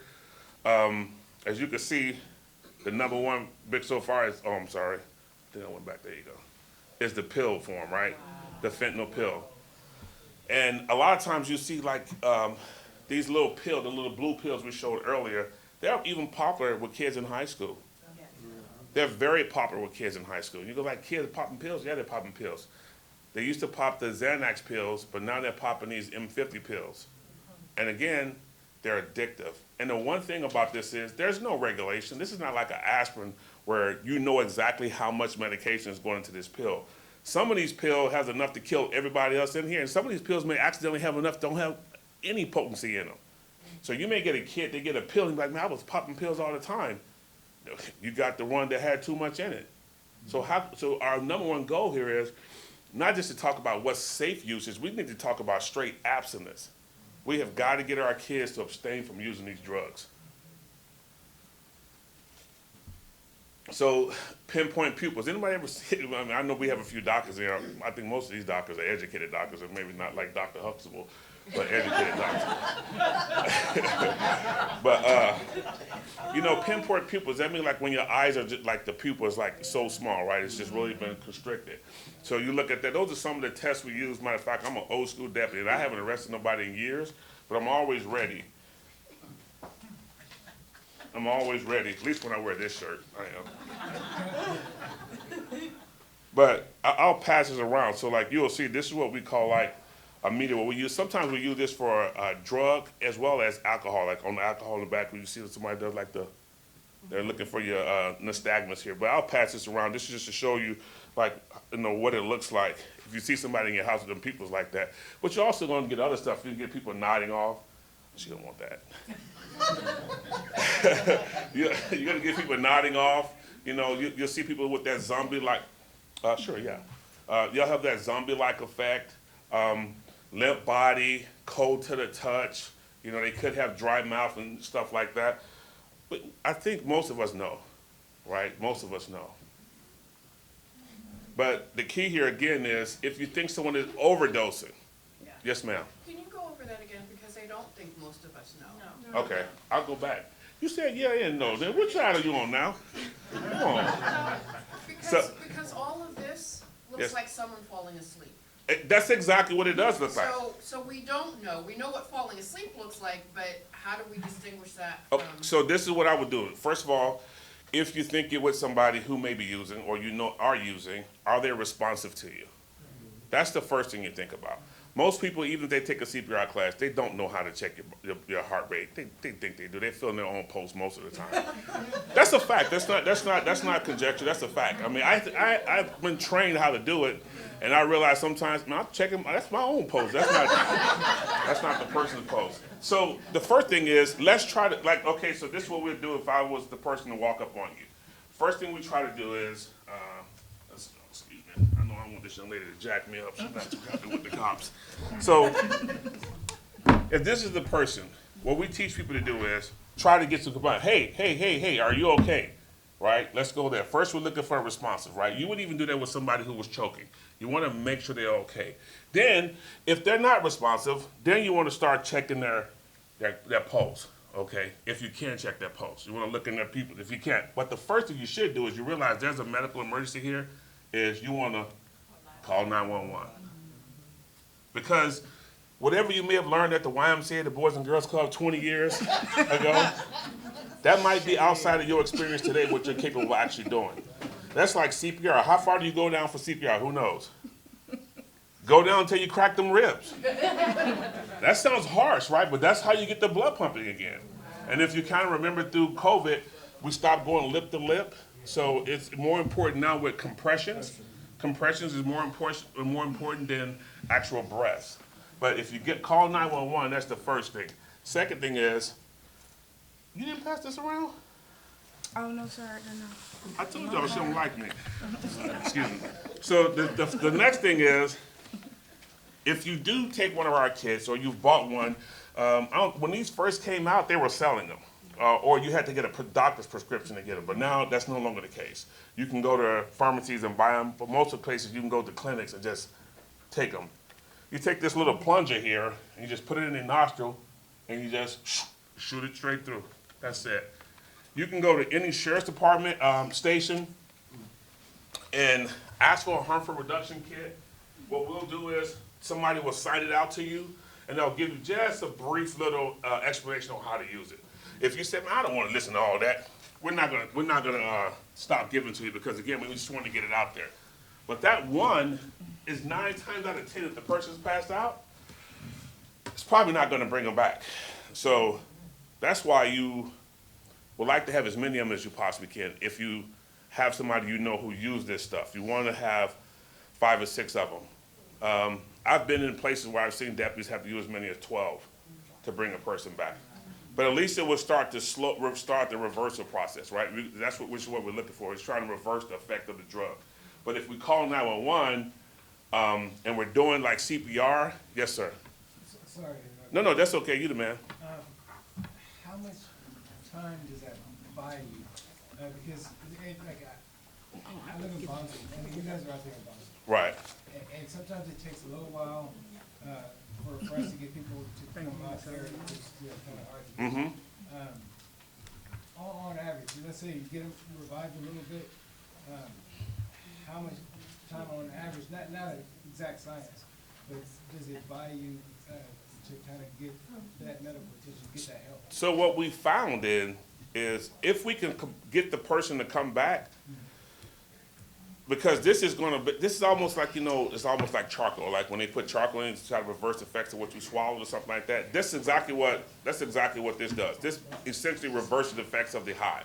So if you get enough in you, or if you have it and it's actually working, 9 times out of 10, the person that was, I'll be out real quick. 9 times out of 10, the person that was affected, when the paramedics get there and clear them, they don't even want to go to the hospital. They just get up and walk away. So this is a very effective reversal of it. And again, the greatest thing is to not to have to use it. But if you do have to use it on somebody, yes, sir. Does it knock the high down? Yes, sir. That's exactly what it does.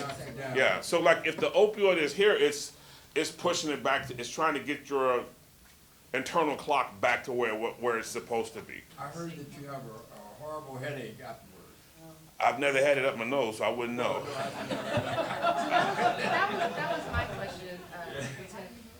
When you were saying administer, I mean, it might be the blonde in me, but is that in your nose? Yep, you're going to put it in your nose. That's exactly what you're going to do. That's one of the reasons why when you come to get one of these kits, we give you, and if you open it up, it has some information on exactly how to do it. There's videos online on how you can do it. All you're doing is you're tilting the person's head backwards, and you're taking the plunger, sticking it in their nostril, and just squeezing it, and then it's going to shoot out. Don't squeeze it all the way through. You don't have to put it in the other one because you're going to inject all the medicine in one nostril. But if you have another one, then use it in the other nostril. And then you wait a few seconds or whatever to start seeing if you're seeing the person coming back or starting to get their breath or whatever the case may be. And again, what if you're giving it to someone who you realize isn't having a this doesn't harm anything. So even if you miss, you could give them 20 of them. If they're not having any opioid issue, you cannot harm them. At least that's what the doctors say. Good question. Can you talk about it in terms of in school, since this is do we have this? I'm almost 100% certain that schools have these on board now. So, Sweetwater, I can speak for Sweetwater Union High School District, they do. I don't know about San Diego Unified. I'm going to tell you, all the schools have them now. Okay. Yeah, they do. And again, Are you telling me that students in schools are using this stuff? Yeah. Oh, for sure. That's a fact. Yeah, no, that's. Is that the, what do you call it? The Skittles? I saw this presentation before. Is that related to the Skittles? No, that's a different thing. Most of the time you see the kids with the Skittles, that's probably like antihistamines. Yeah, that's like antihistamines. That's what they call like the Skittles. The blue pill, they call them the M50s or the M30 pills. You know, like those are the pills that they have, and we've arrested kids that selling to other kids in high school with this. I mean, it's not like any other drug for the use, but it's not uncommon either, right? Kids were selling weed in high school, they're selling cocaine in high school. They're going to have access to sell this stuff. It's horrible. It's extremely harmful. It's destroying lives. I mean, it's destroying lives no longer. But you're saying young folks. My niece, she died from an opiate overdose. So it happens. So would you say this would be the Narcan?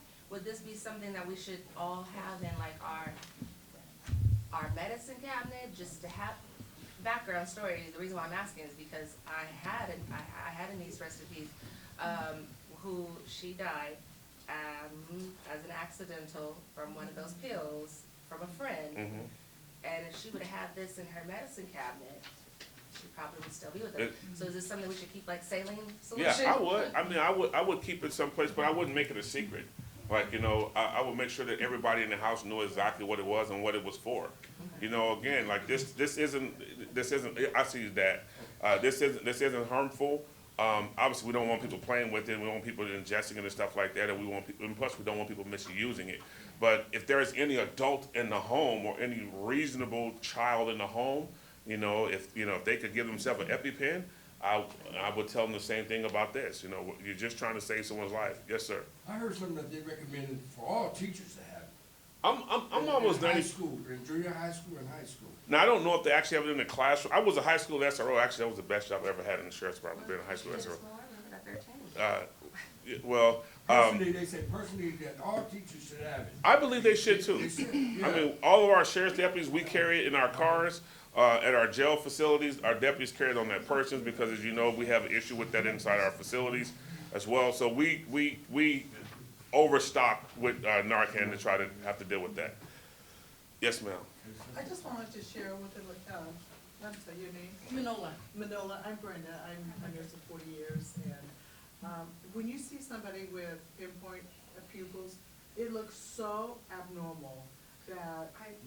You know what, I was asking to make sure that everybody else got information. Okay. I work in behavioral health, so. Okay, it's so abnormal, just like when they're under the influence, they just don't arouse normally. And they're just so, when someone's asleep and you go to arouse them, and, they'll at least talk to you, they sound normal, but just someone that, and maybe share with others, they just don't sound normal. They just are slurred, Right. a deep slur to their speech. You know that they're under the influence. And so I just wanted to share. Yes, ma'am. Thank you. So you said that fentanyl is addictive, so you have someone that's been revived. What happens to ensure that that person gets the help that they need so that they don't keep going back through that cycle of, because it traumatizes the person to saving your life too. Right. So there's a lot to that component right there. The first thing is we oftentimes talk to people about inpatient and outpatient resources that may be available in the communities. And it all depends on exactly where you live so you can go get those types of support. When the sheriff's department, when we're ever involved with somebody, we don't just let them leave until the fire department comes in, and there's another component to that. And whether or not they decide to be transported, they can AMA themselves and decide, hey, look, you guys brought me back to life, I'm on my own, leave me alone. When it comes to people who have been traumatized because they loved ones that way, again, I wouldn't say that I have the answer to how you can get them support to how to get over that.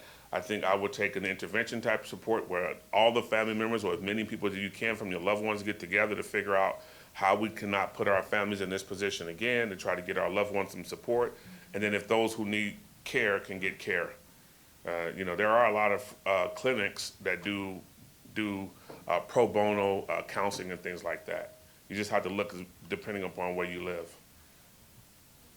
Right now, today, out there, there's another activity going on, and there is some booths out there that have information that you can probably gather if you want more information. Yeah, I guess what I was alluding to was there's such a coordinated effort to get into all the schools, to get into, the community and let them know about the crisis. But is there a coordinated effort happening and not these pockets of wraparound sort of Right. services? Well, one thing I will say for sure, and I don't mean to cut you off, but I just, she's talking about time. But I know for a fact from the school standpoint, they wrap that around. Anytime there's trauma in the schools, they deal with that. Sometimes school districts will bring in additional counselors from outside the district to deal with some of those issues. So I know for a fact that 99, I can't say 100%, but I'm almost certain that all of these school districts, if something like that occurs at school, they're going to provide counseling services for the students that may have even witnessed it and those that may have participated in trying to help revive somebody. Sierra's gonna talk more about that. Thank you. Thank you so much, you guys. Thank you, Lieutenant Gaffney. Very, very informational, something that we needed. I wish that I would have known that about 3 years ago. It was new for me. I'm going to turn it over now to Ms. Sierra Robinson. She's going to speak to us about something that is so close to us, literally close to us, right next door, that really affects us since we are right next door to another country. So, Sierra Robinson.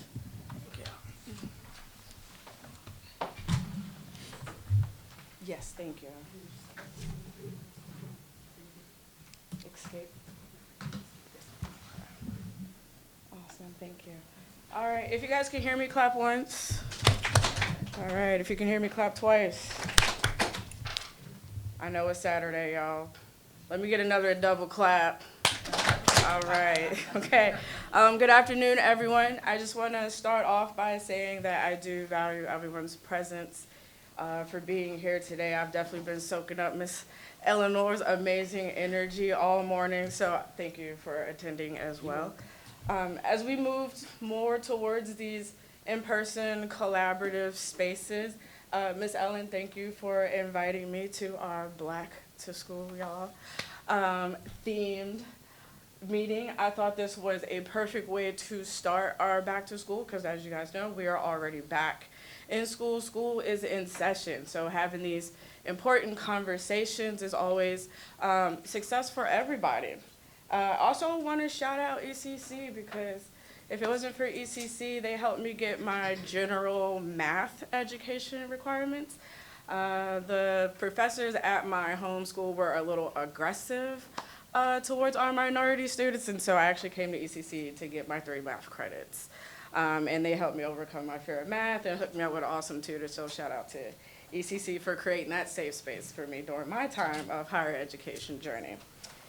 So today I'm going to be showing up in this space wearing 2 hats. I know we are a group that wears many hats.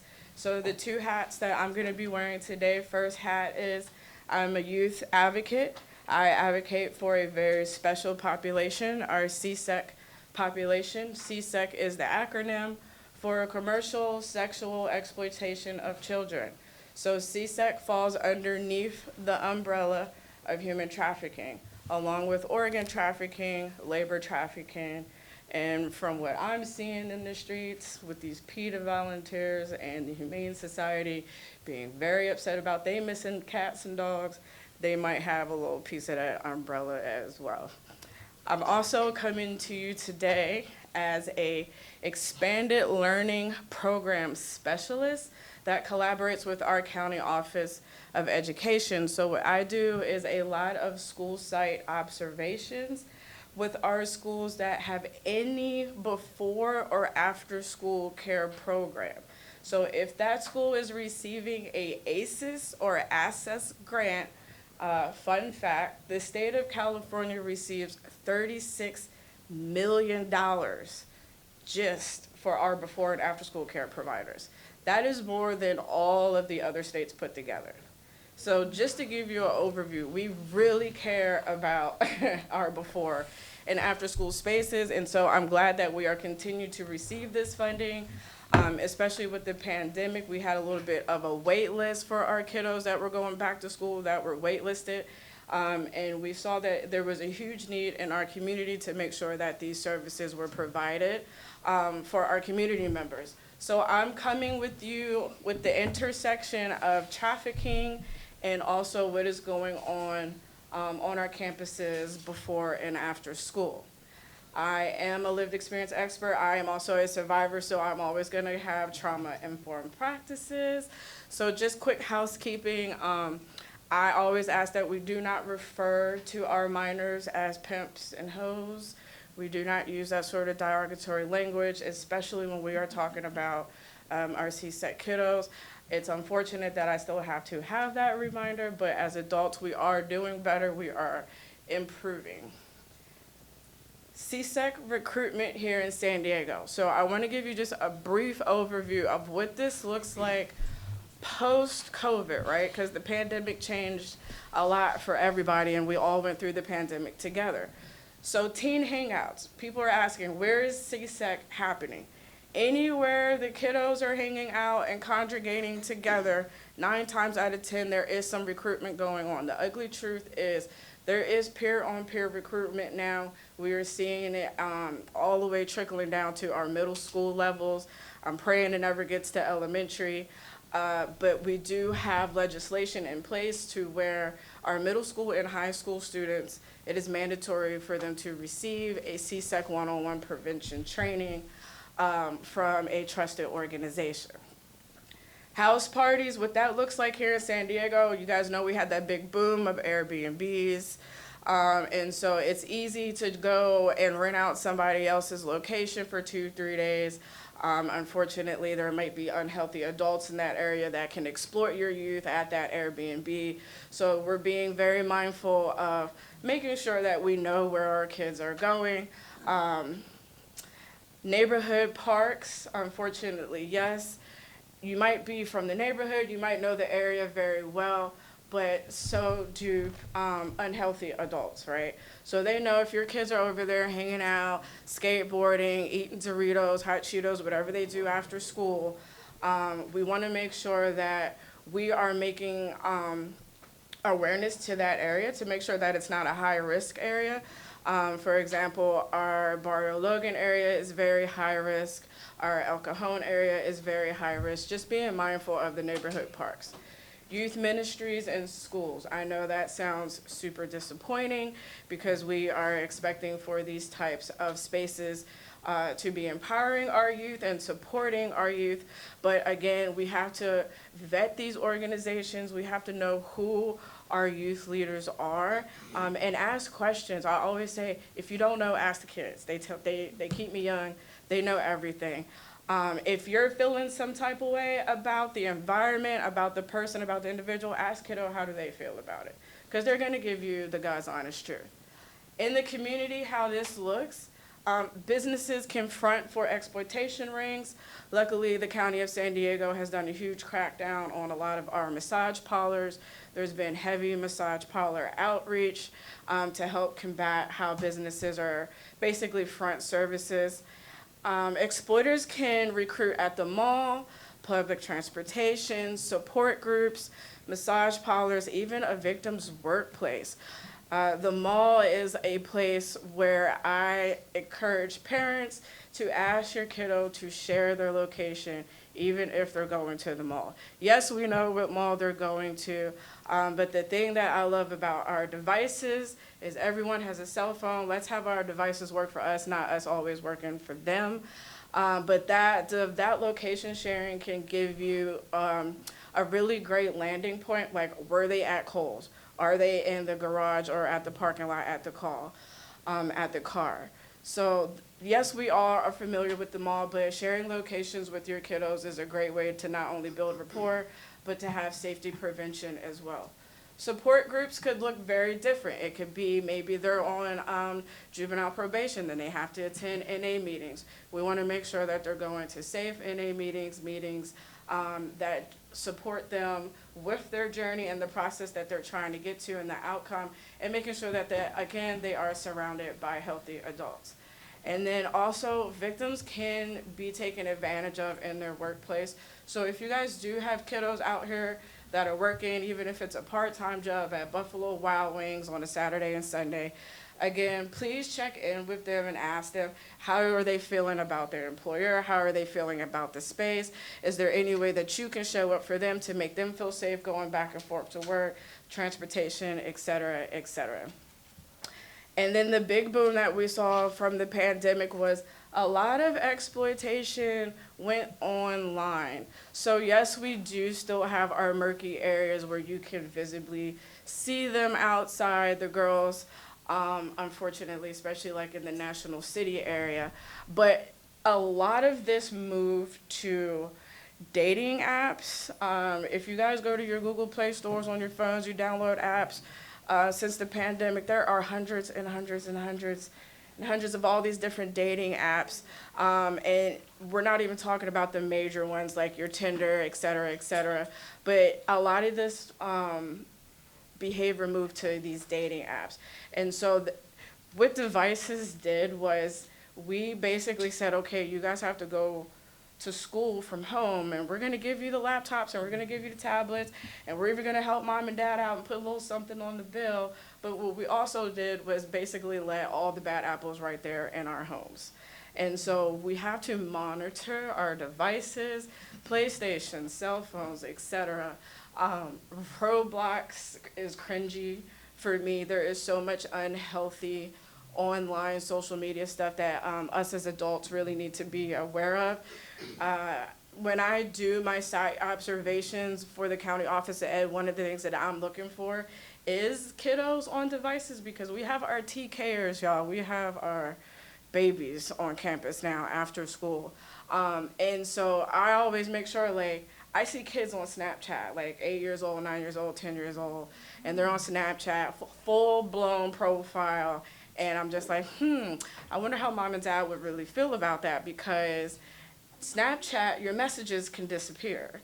And so when you have all these apps where you have disappearing messages, where you have to now have a key code, face code, pin code, there's ways to hide the apps. I'm so sorry, I'm not like trying to ruin nobody's game right now, but this is stuff that we need to be really mindful of, is how they're engaging online and who they're talking to. Direct messages, these unhealthy adults, these traffickers, they're exploiters, they have nothing but the time and energy to sit and groom your child, based on what they're posting online. So I'm asking parents, please let your kids know, yes, we love the fact that you had an awesome first day of school, but don't post the location, you know? We gotta kind of tailor it back just a little bit on what we're really giving the general public access to. Harm reduction approach, so I'm glad we're keeping that same energy with Lieutenant. We always want to have a harm reduction approach. So again, sharing your location with your kiddo, super helpful. I know that we used to have these uncomfortable conversations about the birds and the bees back in the day. Now you actually really have to check in with your kids and make sure that they're not out here being exploited. Okay, so that might look like maybe having to supply condoms sometimes, making sure that they have access to reproductive health services, things of that nature. I am not in any way, shape, or form saying you need to go out here and get your kids some pepper spray.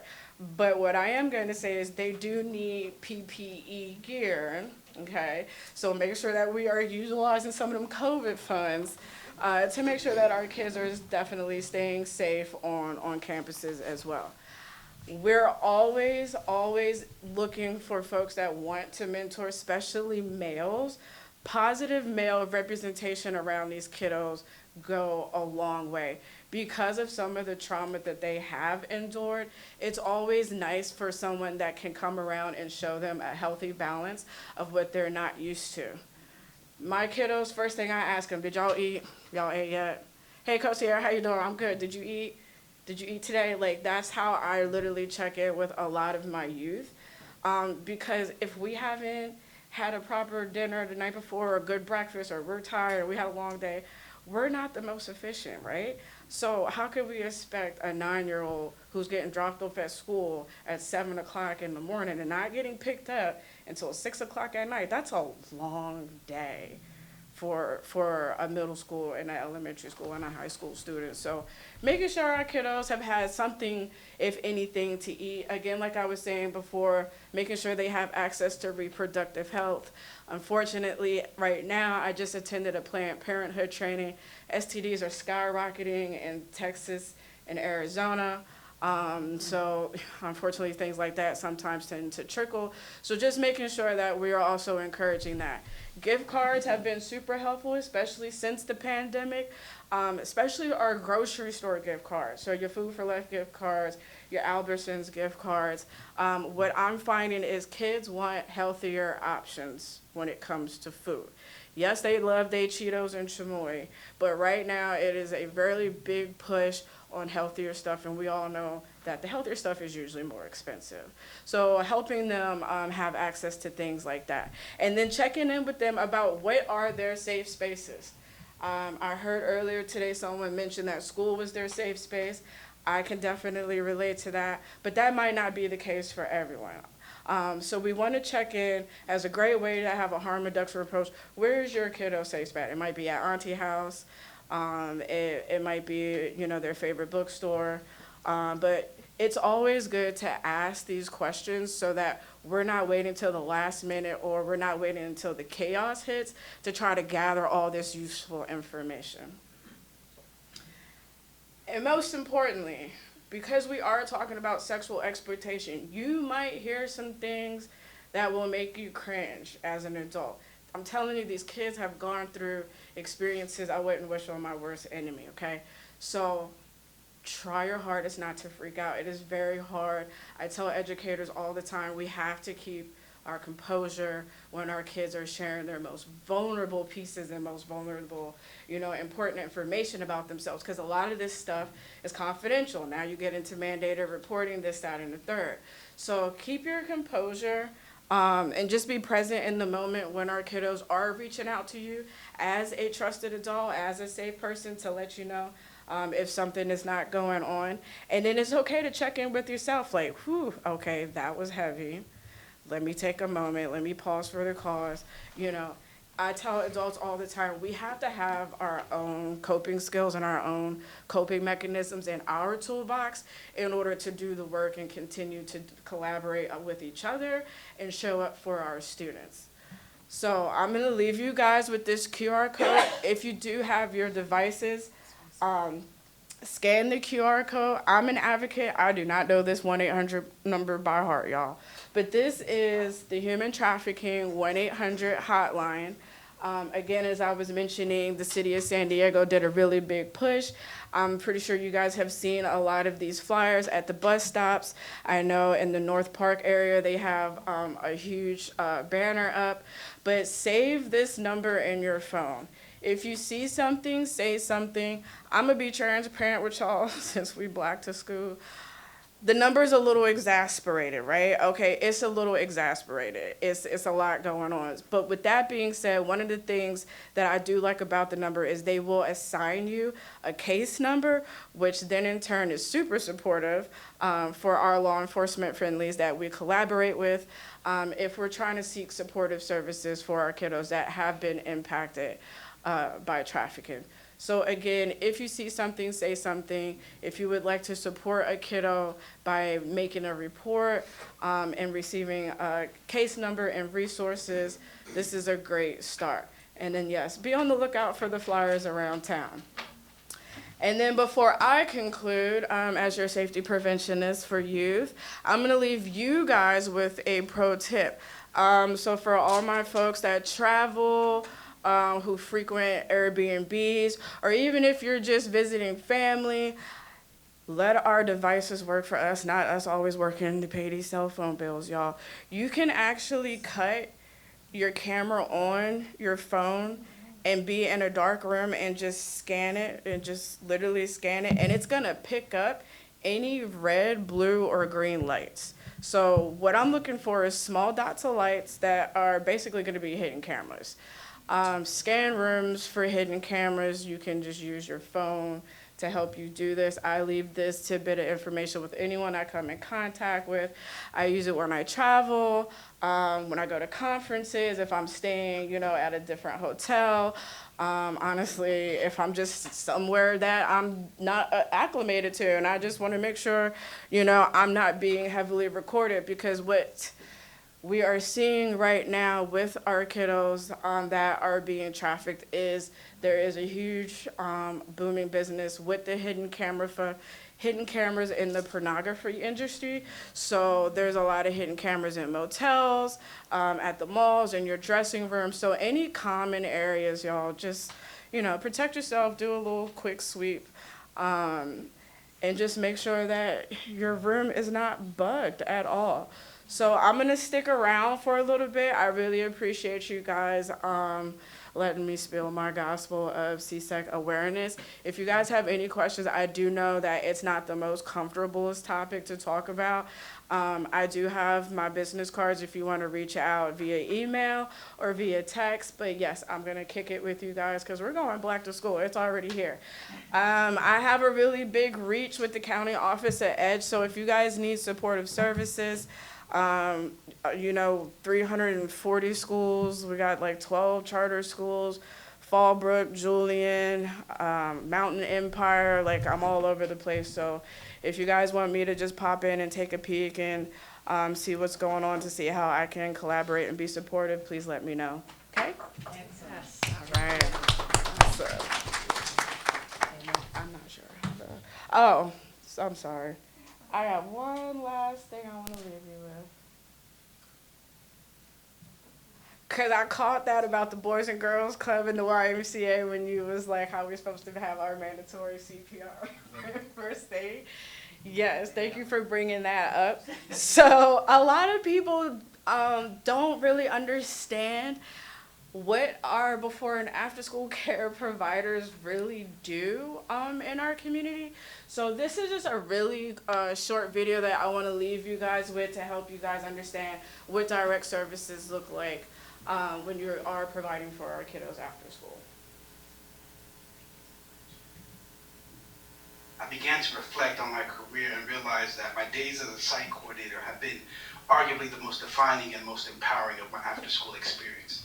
I dare say that being a site coordinator prepared me for my biggest challenges of not only my career but my life. So I write this ode in honor of the site coordinator. The one who is a part-time employee with a full-time attitude, the one who has survived the bullets of lockdowns and also rose to the occasion to help supervise 1,400 students in the midst of a teacher walkout, the one who has had to call 911 because of broken bones and at the same time worried that the family didn't have insurance, the site coordinator who realized that they are in essence the bridge between school and family, especially when they heard the father say, "I got the message from the school, but if I left work I wouldn't get paid and my family wouldn't eat." ¿Tú sabes? The one who has spent a sleepless night in the emergency room because one of their students laid in one of those rooms, the one who can name every kid in their program along with their nickname, the one who made the call to Child Protective Services and even with the promise of confidentiality, everyone knew it was you, even the parent, but you still don't regret making the call because you took a stand for those that couldn't. The one who has heard that their former student was shot or killed in a car accident, the one who also tears up when they heard that one of their students just graduated. The one who heard that their former student who didn't have papers, didn't have a dad, and didn't do time still joined the Marines to serve his country and was shipped to Iraq. The one who can make magic happen with 200 students, 20 bucks in a 99-cent store. The one who gave their last $10 to a student so they can go on that field trip. The one who has survived countless site visits and yet still has to justify the work that they do. The one who has brought in thousands of dollars, if not millions, because of the program they run, only to be the scapegoat of disconnected administrators. The site coordinator who knows the utter excitement of finding the staff member who has it and the shot to the gut when you had to fire, let go, reassign, or whatever term you want to use to let a staff member know that they lost their juice. To the site coordinator who has dealt with the stress of trying to accomplish in 3 hours what others have trouble in 8. The site coordinator who has mopped floors, cleaned bathrooms, and was still yelled at for moving a chair in the classroom. The one who was initially not part of the community, but in time earned the trust and respect to become part of that community. To the site coordinator who has failed but failed forward and had the humility and courage to stand up and triumph. The one that goes by the saying of Admiral Grace Hopper, if it's a good idea, go ahead and do it. It's much easier to apologize than it is to get permission. To the site coordinator who created a third space, not really home, not really school, but really like home and really like school. To the site coordinator who has seen their frontline staff be transformed. To the site coordinator who, in reality, is the backbone of any program, any organization, and of this movement, to you, I say, Thank you. Shout out to our site coordinators. Excellent.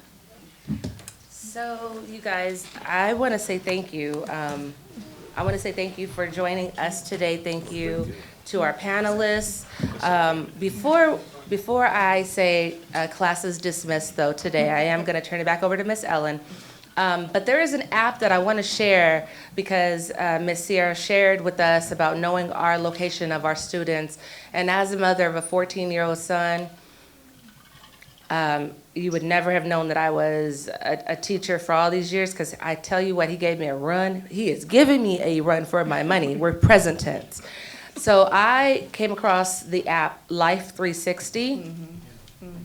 If you don't have it and you are a grandparent, a mother, an auntie, an uncle, whatever, it will transform the way that you let your child walk out that door. Because it tells you how fast they are going in someone else's car or on their bike, their scooter. It tells you their exact location, when they open the doors, every single motion, movement, everything. And if you pay for the annual subscription of $99 a year, which I'm not being paid for this at all, trust me, you can know their heartbeat. You can know the details. I don't even know who the developer was, but I say thank you because it's the only reason why my son still has teeth in his head. Yeah. I'm not even kidding you. And so Life 360, it is the app. It's purple. It is amazing. But she shared, we need to know where they are and all that other good stuff. Yes, yes, Life 360.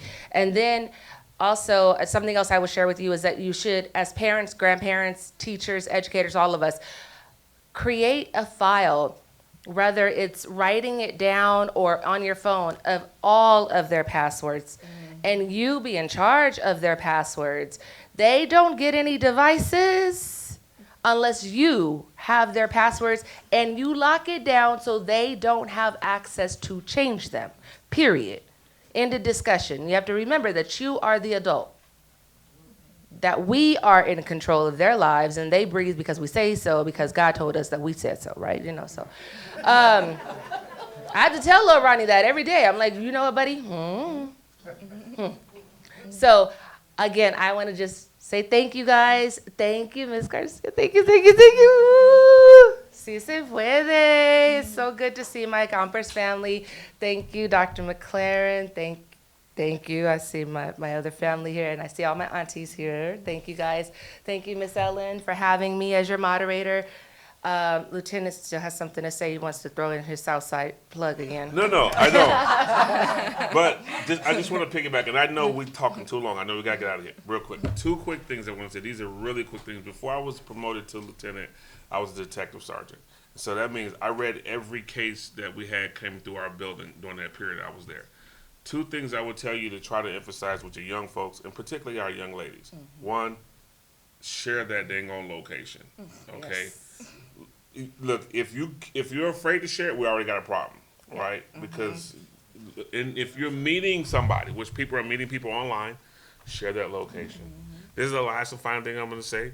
This is a little adult, but if you think you're going to be intimate with a person, explain to them the levels in which intimacy you want. Because sometimes people get there and they think they're going to have the whole platter of intimacy options, and then someone feels like they've been taken advantage of, or they were taken advantage of. That's a hard conversation to have, but if you're going down that road, you have to be responsible about that. And that's even with our young folks. You know, like she said, you know, we don't have to act like they're not. We know they are. We were, they are. Have the real life conversations so that you don't end up in a bad situation. That's it. That's all I have. Thank you. And if you are not currently a member of BAPAC, I would encourage you to visit our website and become a member of BAPAC. We definitely would welcome that membership.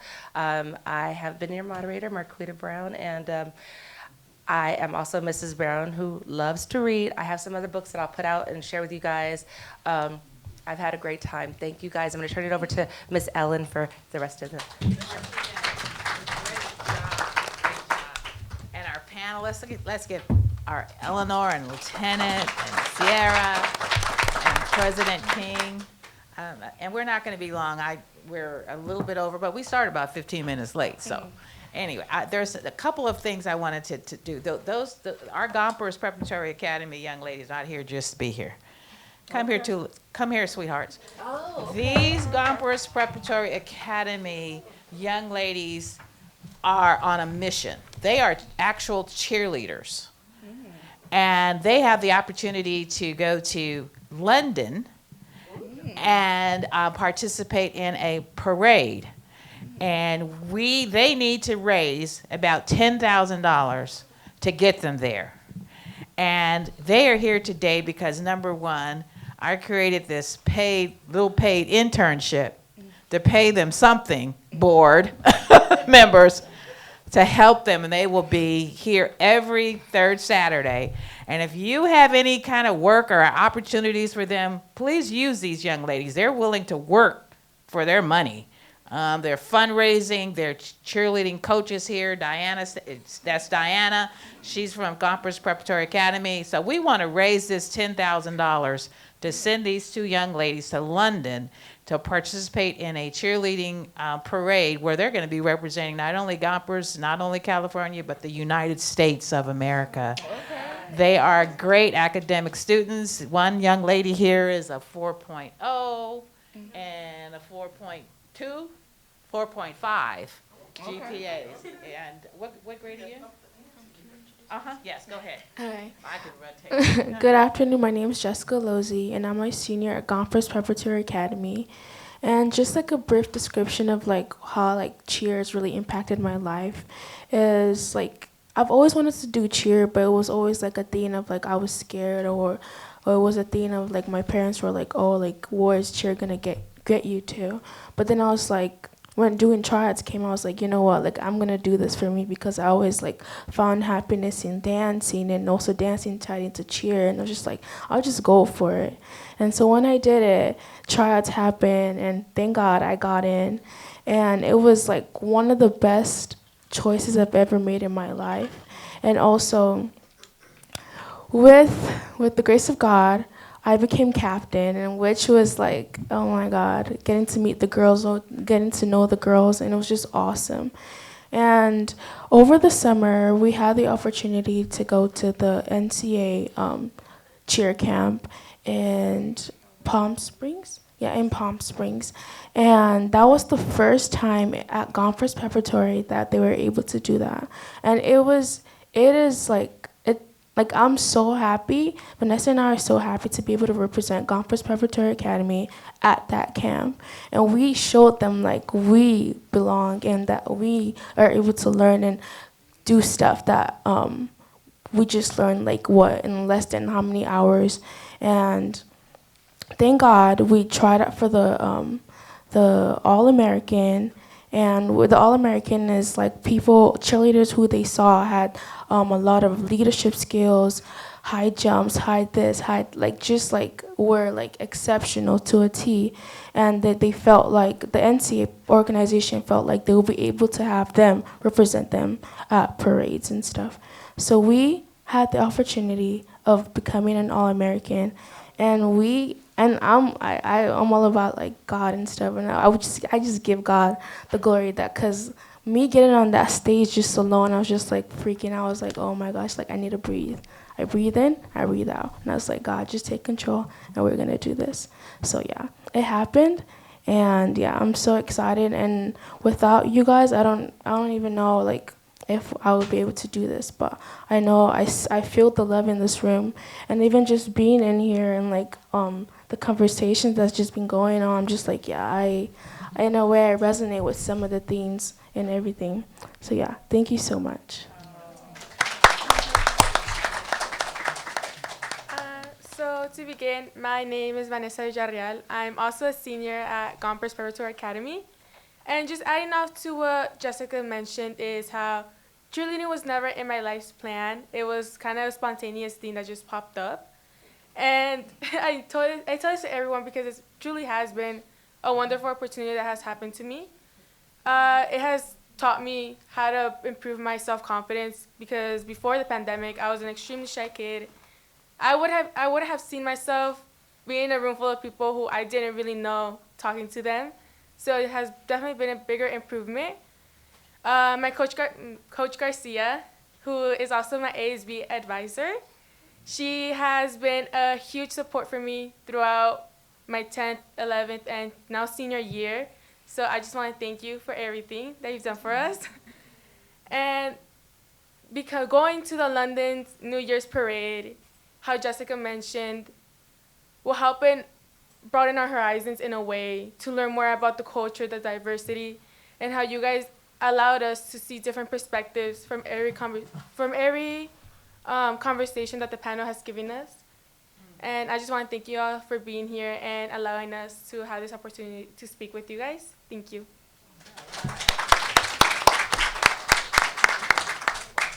So well spoken.